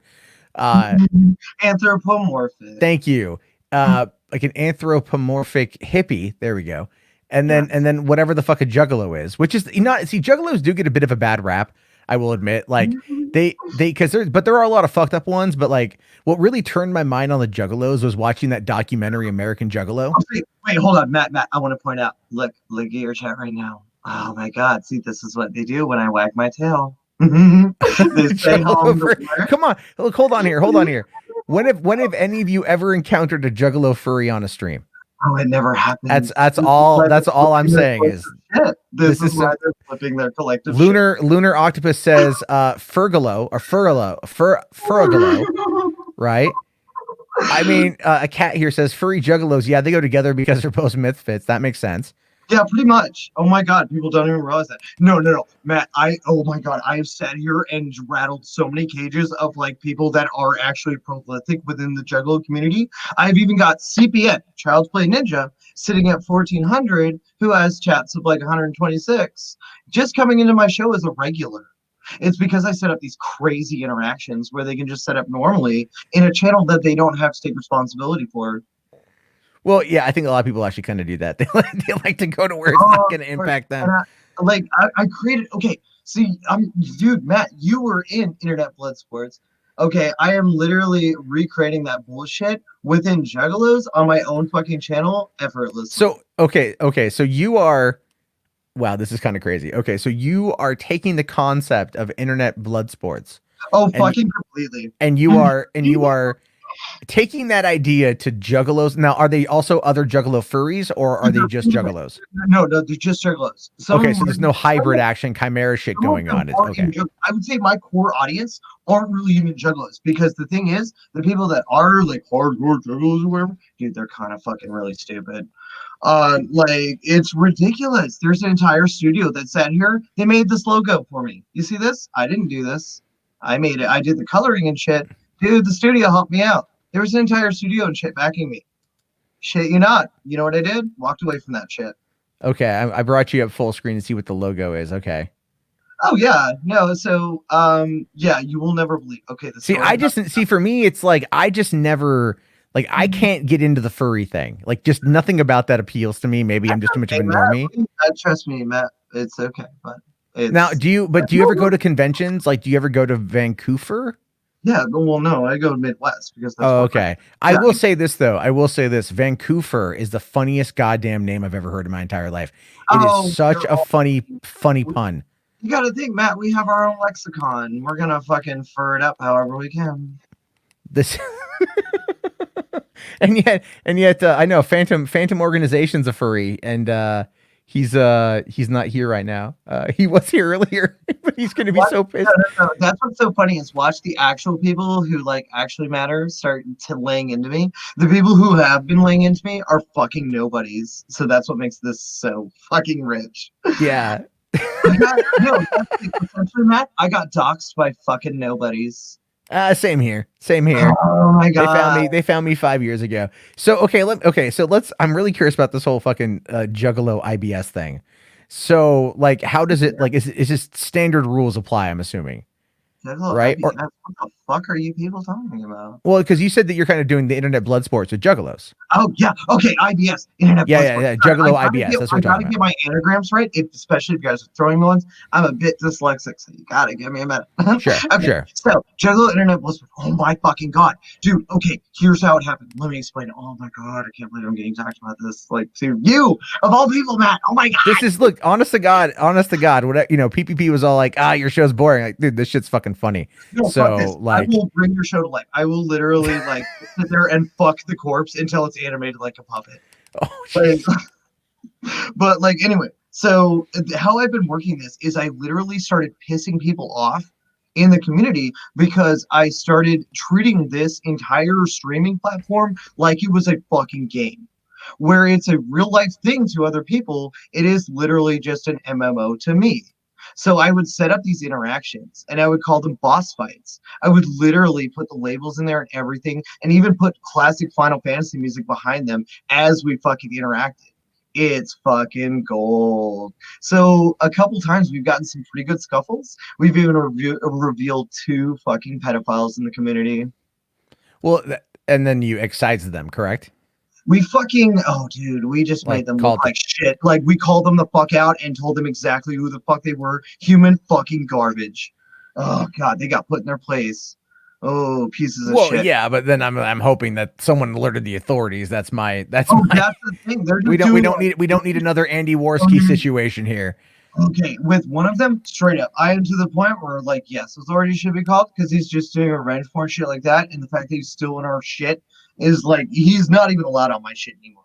The fact that he's allowed within other facets of the community is nothing short of a fucking anomaly, because this person is disgusting as fuck. Like, sure, you can say whatever you want about me, but I fuck up age guys, legal, because I'm gay. But like seriously, I've never. If you're doing that shit with a kid, you deserve a bullet in the head. No justice, no nothing. A bullet in the fucking head. I think that's one thing like everybody on the internet can get behind is like Yeah. no justice for pedophiles. It doesn't matter like left, right, normie, juggalo, furry, fucking As for weirdo. politics, I don't understand how much people you'd want me to do, other than the fact that like what we've already done, which is alerted the authorities within. All you Israel. can do is alert the authorities. Like that is like the That's most all you can do. fucking do. People like you people Yeah. always call the cops, call the cops. Yes, we can only do so much, but we can put them on a platform and let them know that this is a human piece of fucking garbage, never associated with this person. Yeah. Like that's the thing. A coffee here says one furry disavowing another furry. Okay. Oh It's- no. you don't hear a lot about a lot of like Oh, the furry camps, at least from my understanding, and I'm probably wrong. I I always literally- feel No, like there's Matt. I feel like there is drama there, but like it keeps very self-contained. I could be Yeah. wrong on that, but that's kind of like my like that. Or maybe I just don't hear anything coming out of that world. I think somebody else wants on chat. Okay, maybe I'm taking too long. Matt, I really want to talk to you some more. So Well, I'm gonna, you know what? I do a lot of these call-ins, so you can always call in again, I know 100%. Ear Juice sent me here. Ear Juice literally sent me here. All right, I got It sounds like you know that name. I know Ear Juice. He's a good guy. I like Ear Juice. Yeah, Ear Juice found me and he started trolling me. It's funny because he got my like shit through another channel I was doing. And we started talking, and the way people talked, like the way he talked about me to other people, they were like, "Oh my god, he fucking hates you." We were talking in DMs the whole time, and I was just like, "Yeah, don't say this about me. I won't say this about you. Bada bing, bada boom, we're friends." So it just goes to show you what you see on screen doesn't always happen in real. Sure. No, that's very true. That's very, very, very true. So, all right, But man, I'm gonna. Yeah, I'm gonna throw in my Discord. Please feel free to join if you want. Feel, and all that shit. We should talk again. I'll definitely be back here. All right, man. Have yourself a good night. Thanks for coming on in. I will. You too. Oh my god, that's I've never had a furry on. That's amazing. All right, Animancer, what's up, man? I know you've been waiting a while. Hey man, hope you're doing well tonight. It's been a crazy set of call-ins and just a crazy Yeah, well, I think, yeah. that's how you know you're doing something right. I think when you just get like an hour-long conversation with PPP that runs the gamut of a lot of topics, and then immediately follow that up with a furry juggalo is just it's just you never know what's gonna happen. I mean, it's not the first time I've seen both those worlds collide, because you've seen that Violent J has a fucking fursuit. Have you ever seen that before? No, I haven't. I mean, that makes sense when he asks how do magnets work. Yeah. No, sorry, that's Shaggy 2 Dope. That Shaggy 2 Dope said that. Apparently, it's because he has a kid who's a furry, and he ordered a fursuit so that he could stand in solidarity, I guess. I don't know. It's like a sign of support. Like it's whatever. But I found that funny. Like you can actually see he has his own custom made fursuit. It's fucking crazy. I mean, I guess if that's what he's into, I don't know. Nothing really about the furry community interests me. However, I have this really odd I almost, it's I just kind of want to go to Vancouver and then just stand in the back for 20 minutes and then just watch without talking to anybody, and then go, okay, I've now seen enough of this to know I never want to come back. It's like that, because you always, it's just, how do you imagine going to a theme park where everyone is dressed in character and no one there is really not in character? Does that make sense? Yeah, I see what you're talking about. Yeah. I mean, that's weird. Yeah, it's fucking unnerving. I feel like all of 2020 in general has just been a constant just train of fucking constantly fucking hitting with, we just lower the bar even worse and worse.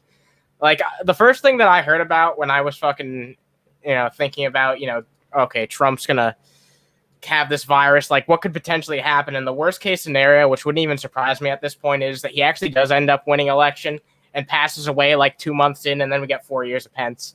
Like, I just wouldn't even be surprised at this point if that's like the fate that we're destined to have at this, because it's been insane. It's been an insane fucking year, and the worst thing that could possibly happen at almost every turn has happened. Yeah, I mean, I was waiting for one of the presidential candidates to catch COVID. I just feel like given Inevitable. Yeah. just given the whole idea of campaigning, and at any point, you know, like you're kind of just always putting yourself, you're doing the exact opposite than quarantining or going into lockdown. You know, you're just like, well, I gotta go meet these people today. Oh, where are we going? The beach. Fuck. You know, like just stand back and like I'm gonna shake their hand with a you know, with like a mannequin arm on a stick. I actually got someone like talking to me on Twitter today, and it's just the only people that I got with really negative replies, because I did tweet about what happened at night, and that was also kind of a discouraging thing, but I can talk about that in a moment. But yeah, I just got a bunch of people being like, yeah, you know, well, our fucking freedoms are being inhibited upon. And don't you understand, like, these people don't understand, like, both parties, like, the entire establishment have been eroding our freedoms very slowly over the fucking years. And when we're actually trying to band together as a society, and this isn't just the fucking government saying this shit, it's a bunch of fucking normal people saying, let's actually take this shit seriously. Let's actually take this virus seriously so it has as minimal of an impact as fucking possible. And everyone just acts like, oh no, it's just the Democrats that want to tell people what they can do and restrict our freedoms. That's not what's happening at all. Yeah, no, it is. It's not what's happening. It's I think a lot of people don't realize that it's been that slow constriction for a long time. And they always seem to get distracted by like the wrong, like by the shiny object over here, you know? And it's just like, I don't even know if we're ever going to be able to fix it or whatever. I don't know. You know, I mean, I know some people out there believe like just burn it all to the ground and then let whatever happens. And then that at least will be a free society. It's just ironic to see like Republican voters on their high horse, well, especially when, you know, the Bush administration was the one who took away a lot of our fucking personal freedoms in this country with the fucking Patriot Act. Yeah, and that keeps getting renewed. So go fucking figure on that one. I mean, we also we got the Department of Homeland Security. That was an entire new branch of government as a result of 9/11. And you know what? No one likes going through fucking TSA at the airport because they don't. It's all security theater. They don't actually do shit. So, you know, well, when's the last? I mean, what? They've stopped some stuff. Don't get me wrong, but generally speaking. No, it's the same fucking shit as it's always been, pretty much. I mean, there might be a little bit of change here and there, but it ends up, you know, going one way or the other, back and forth. It's not like any real change ever fucking happens. Maybe someone, you know, pulls it back a bit, and then someone pushes it forward in the next administration, and no progress is ever fucking made. That's like American politics in a nutshell. Just a bunch of people talking past each other and never accomplishing anything. I feel like it used to not always be this way, but then I realized that I used to be a lot more naive. Sure. You know, and I'm like, oh, it's always fucked up. I mean, I feel like the political landscape is more poisonous than it's been a very long time, and I think that's pretty much undeniable. But maybe it is just, you know, rose-tinted goggles and a matter of perspective. But well, and that might be also why people really got a kick out of having a furry juggalo on the stream a minute ago. You know, it's like, oh, that's new. Like, that's different. 2020 keeps bringing surprises. 2020, you never know what's gonna happen on Boulder Talk Radio. But all right, man, I'm gonna let you go. I've the PPP thing took a lot longer than I thought, and I didn't want to. I have to get to bed at some point pretty soon. You have a good night. Yeah, you too, dude. Thanks a lot, man. We'll definitely talk again soon. Cool. See ya. All right, man. Okay, we'll kind of blaze through the last couple of these ones here. Hey, John, real quick, man, what's on your mind tonight? Oh, I think I invented a new word called vomplaning, which is vomit complaining. Okay, what is that? Vomit complaining. People just complain. It's that's all I heard. Well, I mean, life is complain. You know what I mean? Yeah. Right. My personality is, but I don't. When I grew up, you don't complain, you just do something about it. It's just different. Well, I think what it boils down to when you talk about the complaining aspect of our society, people complained for like a long time, and then it beefed up, and then they did something. And we're kind of at that point again, where you go back to the before the 1920s when it was like women's right to vote. First it was complaining, and then it was protest, and then it was movement, then it was action. And then look at the civil rights movement. It was complaining, and then it was action, movement, and then it was action, and then there was accomplishment. So whatever changes people want to have, the complaining part of it is kind of like, that's what kind of makes us inherently American. The ability to bitch is our job, is our freedom. Now, that doesn't mean that we always do it correctly. A lot of us really fucking suck at bitching. A lot of us are pretty terrible at it because it's just like, I'm mad. Well, why? I don't know, but somebody knocked over that toilet or whatever. Like, this is, somebody threw a chair, and then they get mad, and then I think people are just looking for ways to express themselves. Honest to God, this is going to, I've said it before, legalize prostitution. All right. You legalize prostitution. You're going to then inject a whole bunch of money into a whole new market. Right. You legalize it, you regulate it, you tax it. So the government makes money, and people get work, and then other people get to work inside that person, and then they also feel better once it's over. Well, yeah. I mean, it's kind of like the argument, it's not. It's just, earlier they were arguing over The Rock Johnson. What was he a movie star? Was he an actor? Yeah. And so I've been like biding my time, waiting to give you the answer, because it's the same thing that happened to John Wayne. He was considered a movie star, right? And he was a movie star for 30, 40 years before he won an Oscar. Then he died, because they pretty much gave him the Oscar to validate his acting, because, The Rock, he's a movie star, but he's not a movie actor.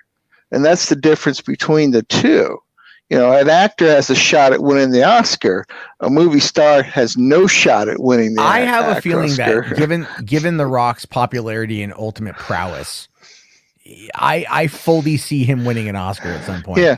It's just, they're just going to go like, give it to him. Yeah. Because I'm thinking that, you talked about him jumping from movie to movie to movie. I think he actually wants to become that actor that has a shot at winning an Oscar. I think that's what whether he's doing it on purpose or it's just the emotional level of subconsciously, he wants a shot at being an actor. The movie The Jungle Cruise, that got delayed, but that was him with Emily Blunt, Yeah, so that one I want to see. That one I really want to see, actually. I want to see that one. What was the other thing that was annoying? Yeah.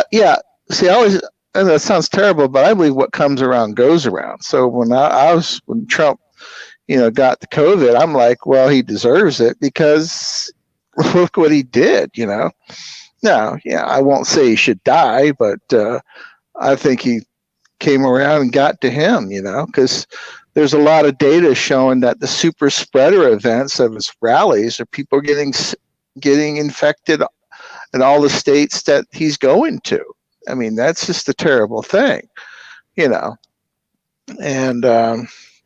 so I'm just curious about his supporters. If they first said it was a hoax, what are you going to do when he's actually got it? Are they going to say now, oh, it's real, but it's a conspiracy to infect him? Yeah. That's because that's I don't think there's a conspiracy to. Oh no, there isn't. It's just. I think it happened, but look, at the same time, man. Like I don't want anyone to get it. You know what I mean? Like, yeah. Oh yeah. The thing is, like, what are the implications? You said conspiracy, right?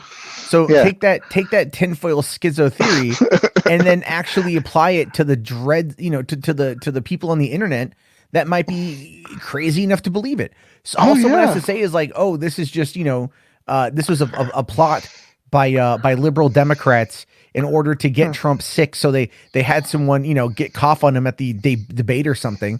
And then they'll do that. I mean, or they've all got vaccines. They've all got it, and they all have vaccines.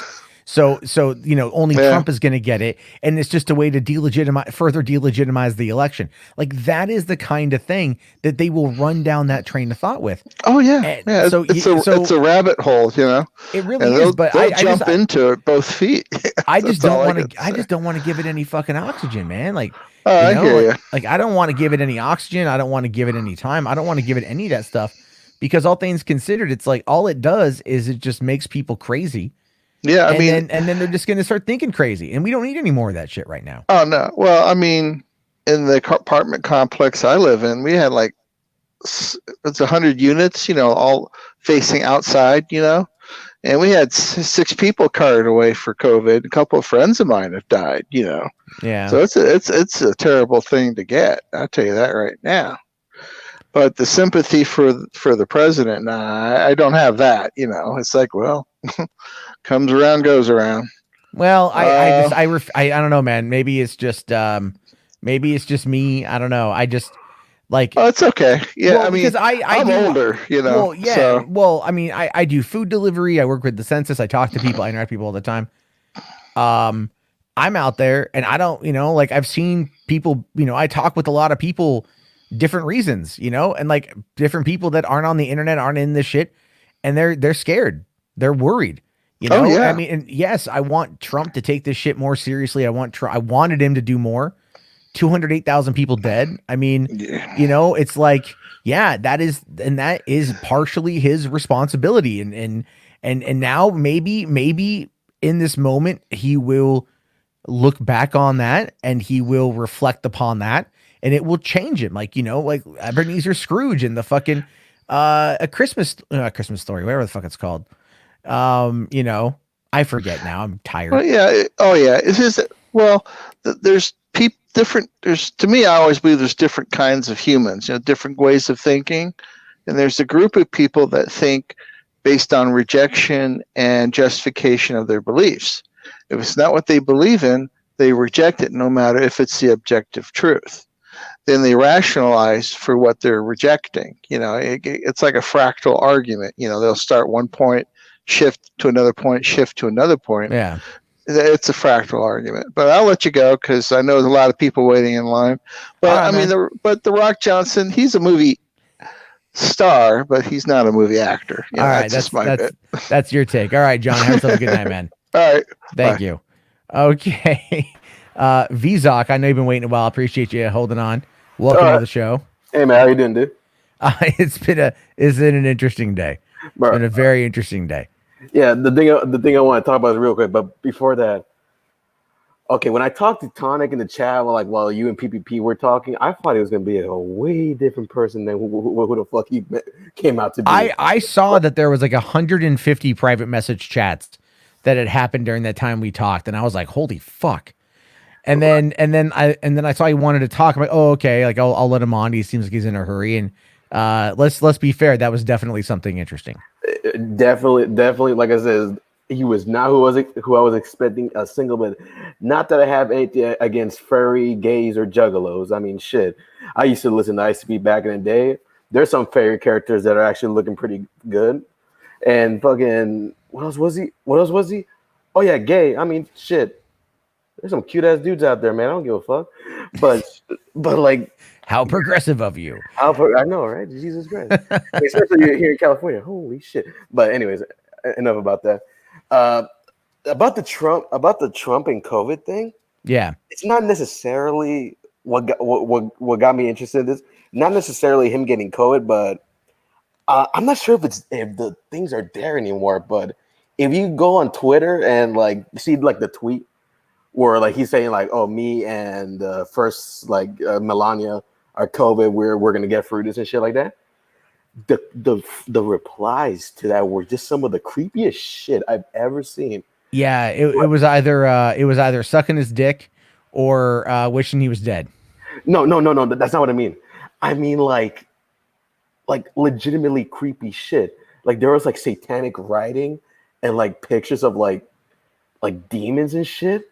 It was the strangest thing. Weird. Like hold on, like I'm checking right now. It's not there anymore. Do you by any chance have your DMs open on Twitter? Man, my Twitter DMs are open. Yeah. Okay, I did screen record this real quick. So if you want, just it's a short like 30-second thing, but like if you want to check that out real quick, because I saw this, I'm just like, what in the fuck? And then I started talking to my friend about it. First, after I look at it, my friend tells me, bro, I think there's a ghost in my house. My dog is barking in the walls for no reason, right? So you were recording something in your own house No, while you were reading this stuff on Twitter about Trump? no. Screen recording, like you. Oh, okay. I'm sorry, because I was like, the ghost thing was like, what the fuck? Yeah, exactly. Like, hold on. Yeah, I got him right here. Okay. Okay, right here. All right. I sent it to your Twitter. Okay. Let me see here. I haven't got it yet, but Probably you said it to M Jarbo, right? Yeah, the one where you're smiling with them shades on. Yeah. Yeah, that one. All right. I'm not seeing it yet. It might take a second to process. Yeah, because it was actually like a 50-second, but like I lowered the I trimmed it down, so you should be getting it any moment. But no, just to talk about this while it's sending, like Okay.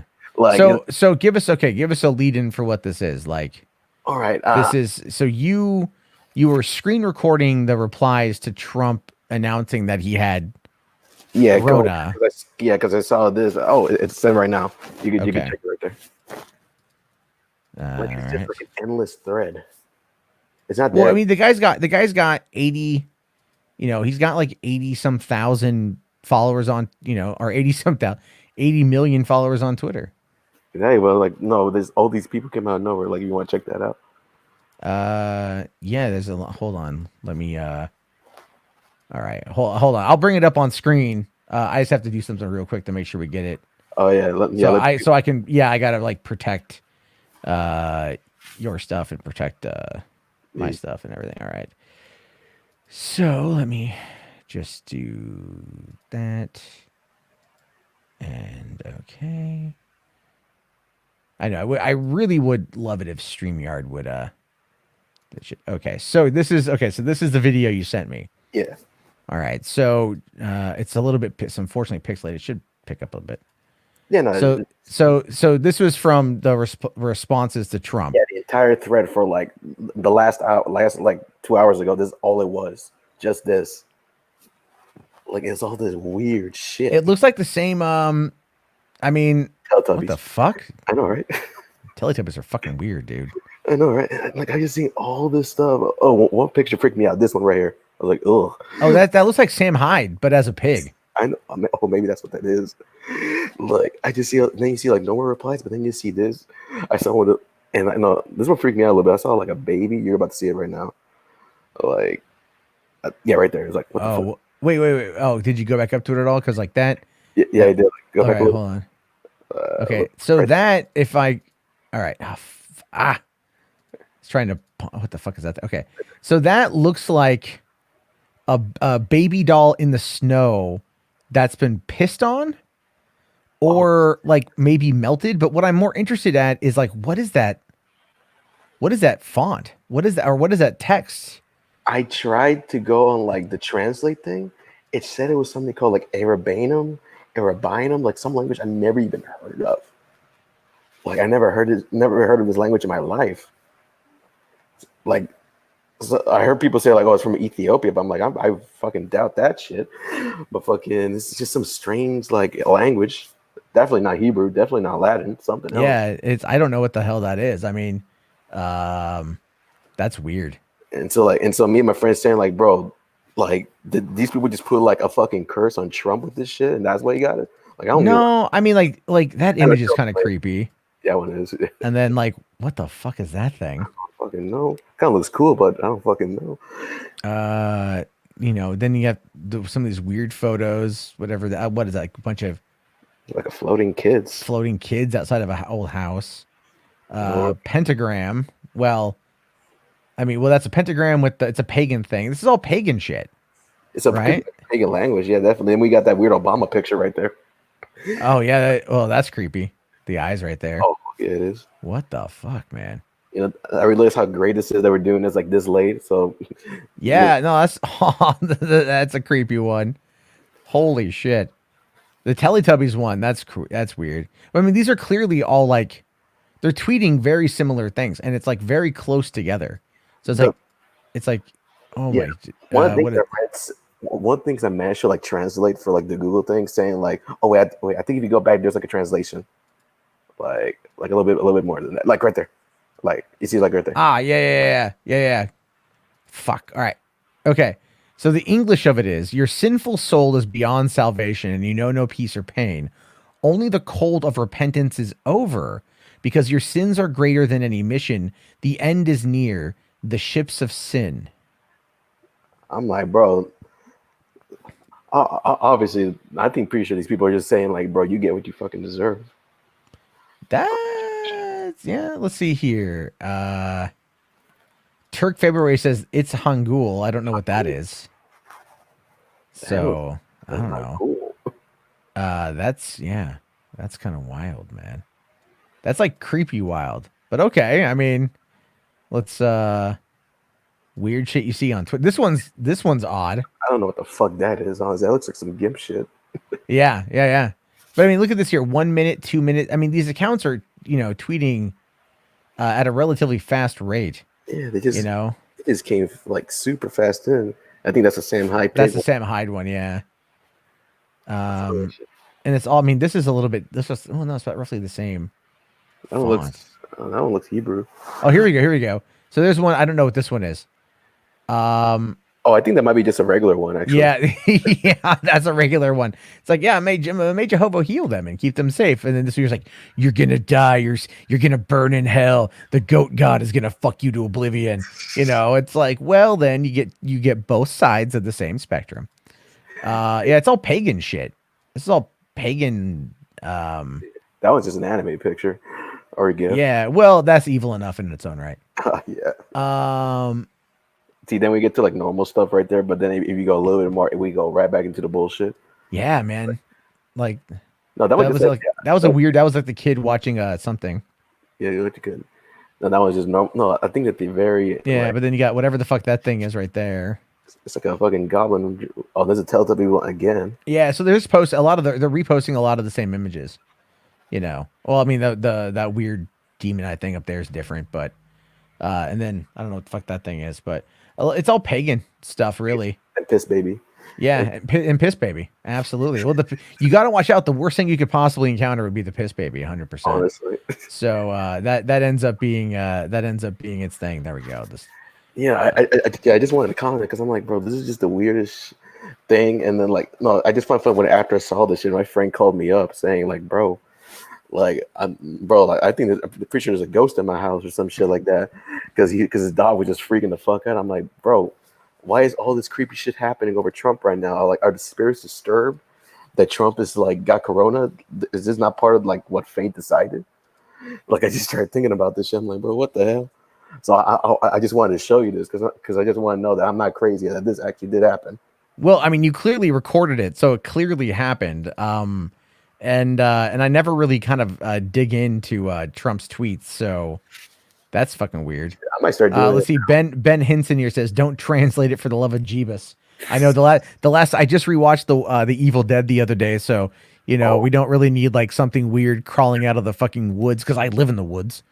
Oh. So hopefully your hand won't try to fucking choke your ass out. Well, only one part of my body I'd be okay with it with, but that's just because I get lonely on the weekends.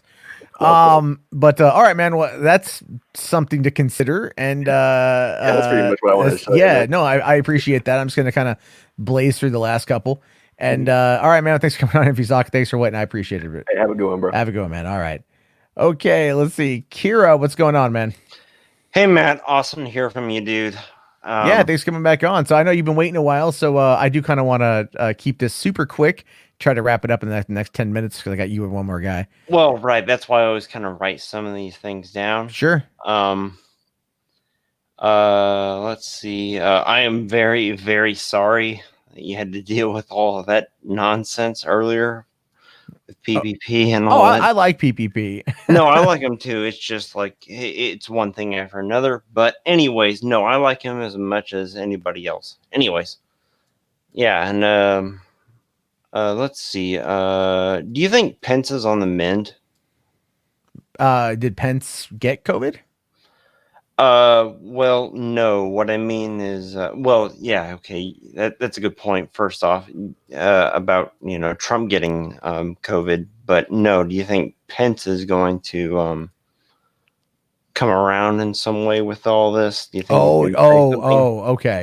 Okay. So what you're so you think like Pence is gonna like step up and like be more presidential this week and start taking over the campaign trail?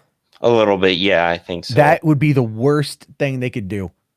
That would, because the thing is, Trump only chose Pence because he needed the evangelicals, right? But Pence Sure. has zero energy. You know, Pence is the kind of guy that just like sits there and reads the Bible for fun. Well, you know? he's kind of milk toast, and that's why everybody sort of quote unquote likes him. Because Yeah, it's like Dan Quayle, but just like, he's not offensive to anybody. well, the gays. Well, I mean, The among gays other are not a things. fan. The gay community is not a fan of him. You know, that whole. It could be worse, is what I'm saying. Sure. Yeah, no, I totally get you on that one. I'm not too sure what Pence is going to do. Tomorrow is going to kind of set it up, because if Trump is, if he's in quarantine, if he is absolutely, detained, if he can't get away, he's not going to be able to go to his rallies. I mean, that's what's going to really hurt him, is not being able to go to his rallies in battleground areas.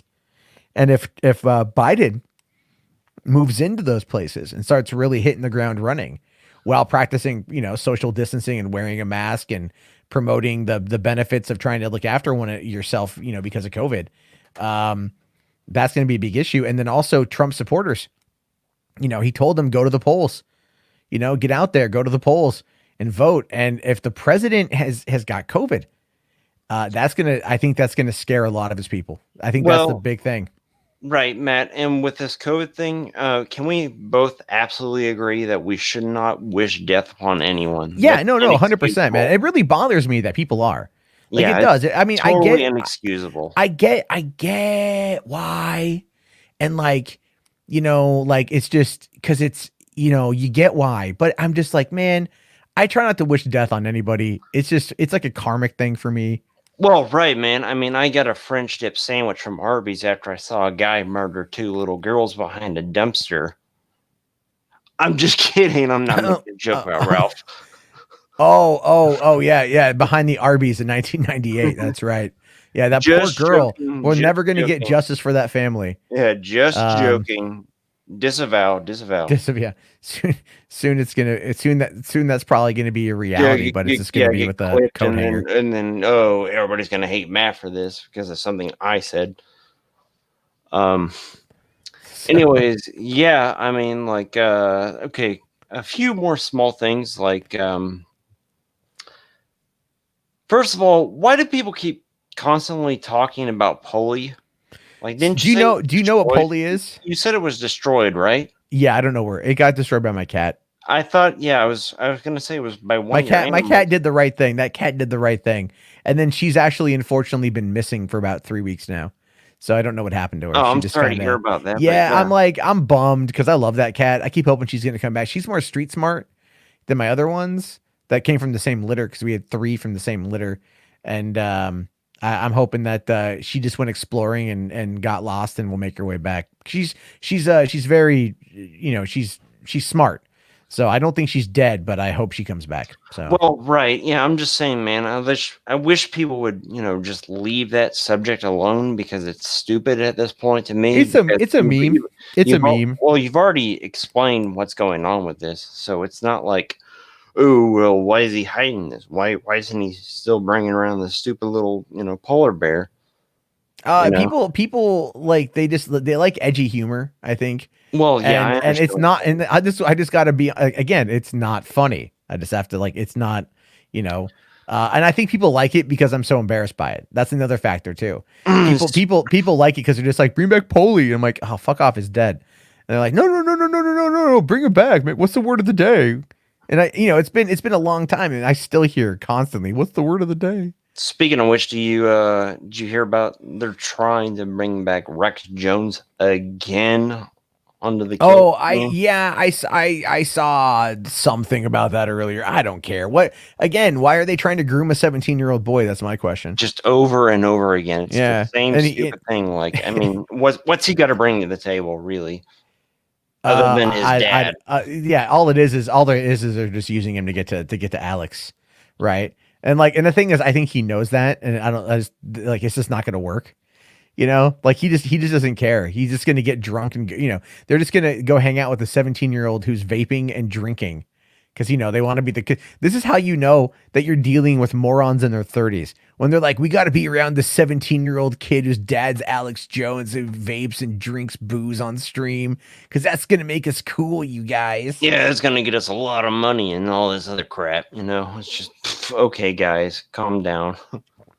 You're not going to get there. I'm sorry to say, but wishful thinking. That's all it is. Yeah, you're not going to get it. It's fine. Right. Okay, so I'll just do the one last thing, okay, Okay. Matt, and then I'll leave. Virgil Coffee, a cat again. Shidoku, because I pronounced your name wrong before. Garrett Groover, because I didn't before. Turk February, again, because you deserve the love. Oatlord Lobster, Bronx. What is that? Bronx Blogger? No, it's not Bronx Blogger. He'd be yelling at me for other reasons. Vizok, and I think that's about it. And if I missed anybody, I'm sorry. Thank you very much, Matt. I appreciate it. All right, man. Have yourself a good one. Thanks for coming on in, Kira. And Euros. Euros, yeah, I saw and, Euros. And Morning Shot. And yeah, Biohazard, thanks. you're a butthole because you said you were going to shout me out, but you didn't. And Beardson, you suck. Karanu, I keep reading it as Keanu Reeves. But That's whatever. okay, man. That's all right. It's all right. It's all right. So all right, it's all good. Yeah, Thanks for coming. I'm done. Thank you very much, all right, Matt. thanks, I man. Have a appreciate good all one. your time. Thank you very Sure. much. No, it's all good, man. Have yourself a good one. All right. Tony, you're the last one of the night, man. Last one of the night. Hello there. Hey, what's up, man? Like real quick, because I got to get the fucking bed. All right. Well, my question is just a follow up on an earlier statement. Yeah. With Trump having COVID and it will make him rethink and all that, do you think he really would? I mean, the man's got no conscience.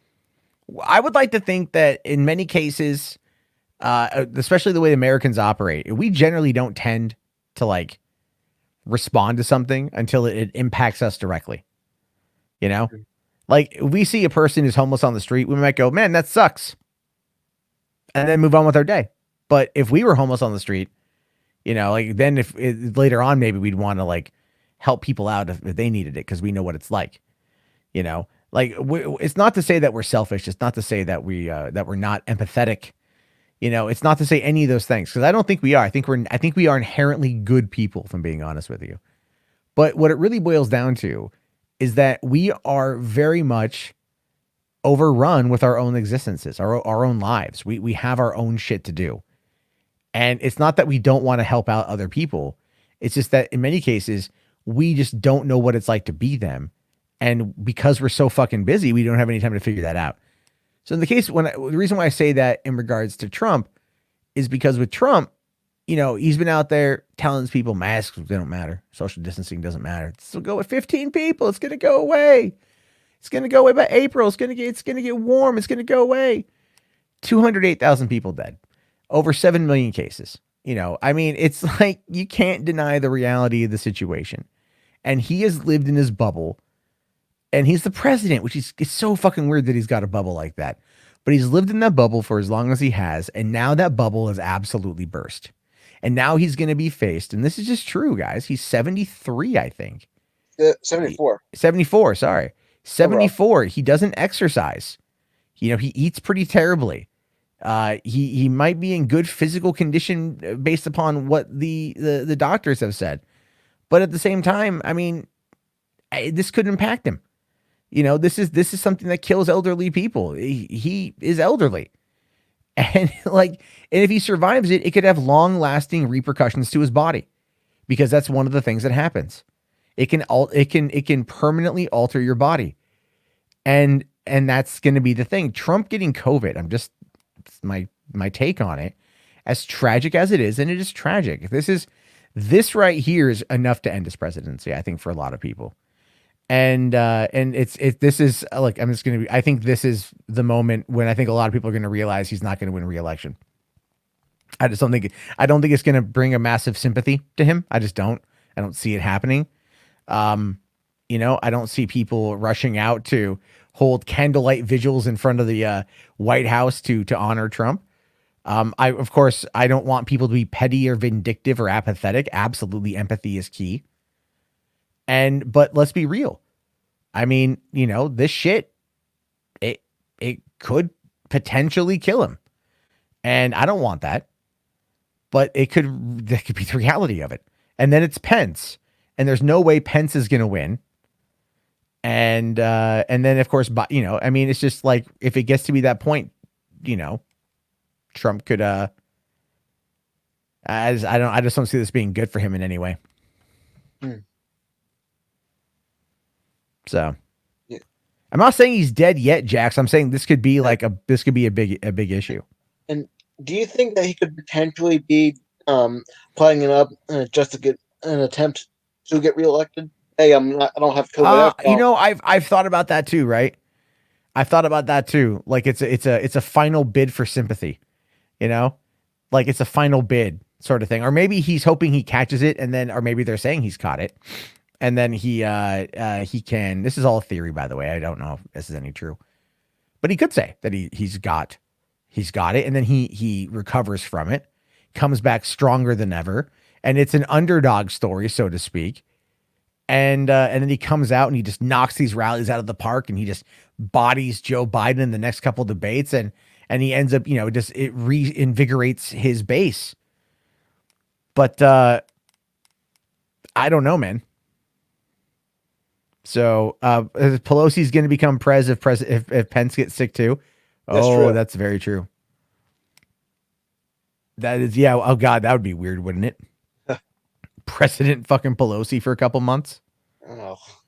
What would happen then? I mean, if Pelosi became president, look, I think if Pelosi became president, Tim Pool would have his wish. That's what I think. I think Tim Pool would get his wish of a civil war. And Hillary Clinton would be crying all day long. Oh, she'd be fucking pissed. Right now, like Pelosi's sitting there with her fingers crossed, right? Yeah. She's like, I'm gonna pray for him. I'm gonna pray for him, and then I'm just gonna cross my fingers real hard. No, I do wish I wish a speedy recovery. And it's possible, Jack said he caught a cold, right? It's some people have got it. It's not as bad to some people, but we don't know. That's the thing, is you don't know. My friend didn't believe in masks, believed Trump, went to Arizona for a party. 18 people were there. All 18 people caught it, and it killed him. That's the reality of the situation. That's what happened to my friend. And, I mean, my only hope out of this is that people take it seriously. That's the only thing I'm hoping, outside of him getting a quick recovery. But I mean, if we're going to talk about a nationwide response to this, take this shit seriously. Exactly. So, all right. But anyway, man, I think that's a good place to kind of wrap it up. I appreciate you coming on in, man. We'll definitely talk again soon. Yeah. See you soon, Matt. Thanks a lot, man. All right. Tonic, I see you back there, dude. I'm just going to wrap it up and go to bed because I got to get to sleep. So I appreciate you coming on by. We'll talk again at a later point. Let's see. Let me take a look here at the comments. I'll read some of these. Safety Zoom here says Huffington Post encouraged people to join satanic churches to fight Trump a couple days ago. I haven't read HuffPo in a very long time. That is a hell of a take. That is an insane take. That is a what the fuck take. What the fuck? Holy crap. All right. Let's see here. Add Bronx. Jesus. What is it? Add Trump to the Clinton body count. Oh my God.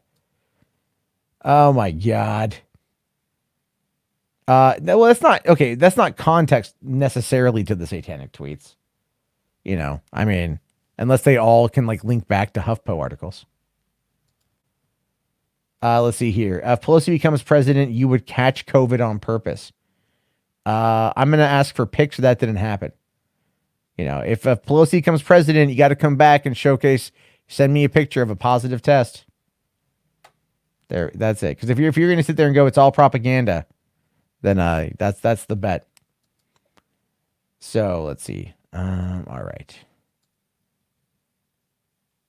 Yep. All right, guys. I think on that note, I'm going to wrap it up. I'm going to go to bed. This was fun. Thank you to PPP for coming on for an hour and having a fun debate. That went a whole bunch of different directions. Thank you to the very first furry juggalo I've ever encountered. That was a lot of fun. And of course, all of you guys out there, fantastic chat, fantastic calls. Boulder Talk Radio. we'll be back. I don't know. Probably not tomorrow. I got Star Wars Squadron. I'm going to probably play that tomorrow night when I get home from work. So, yeah. All right, guys. I'll see you all later. Have a good night.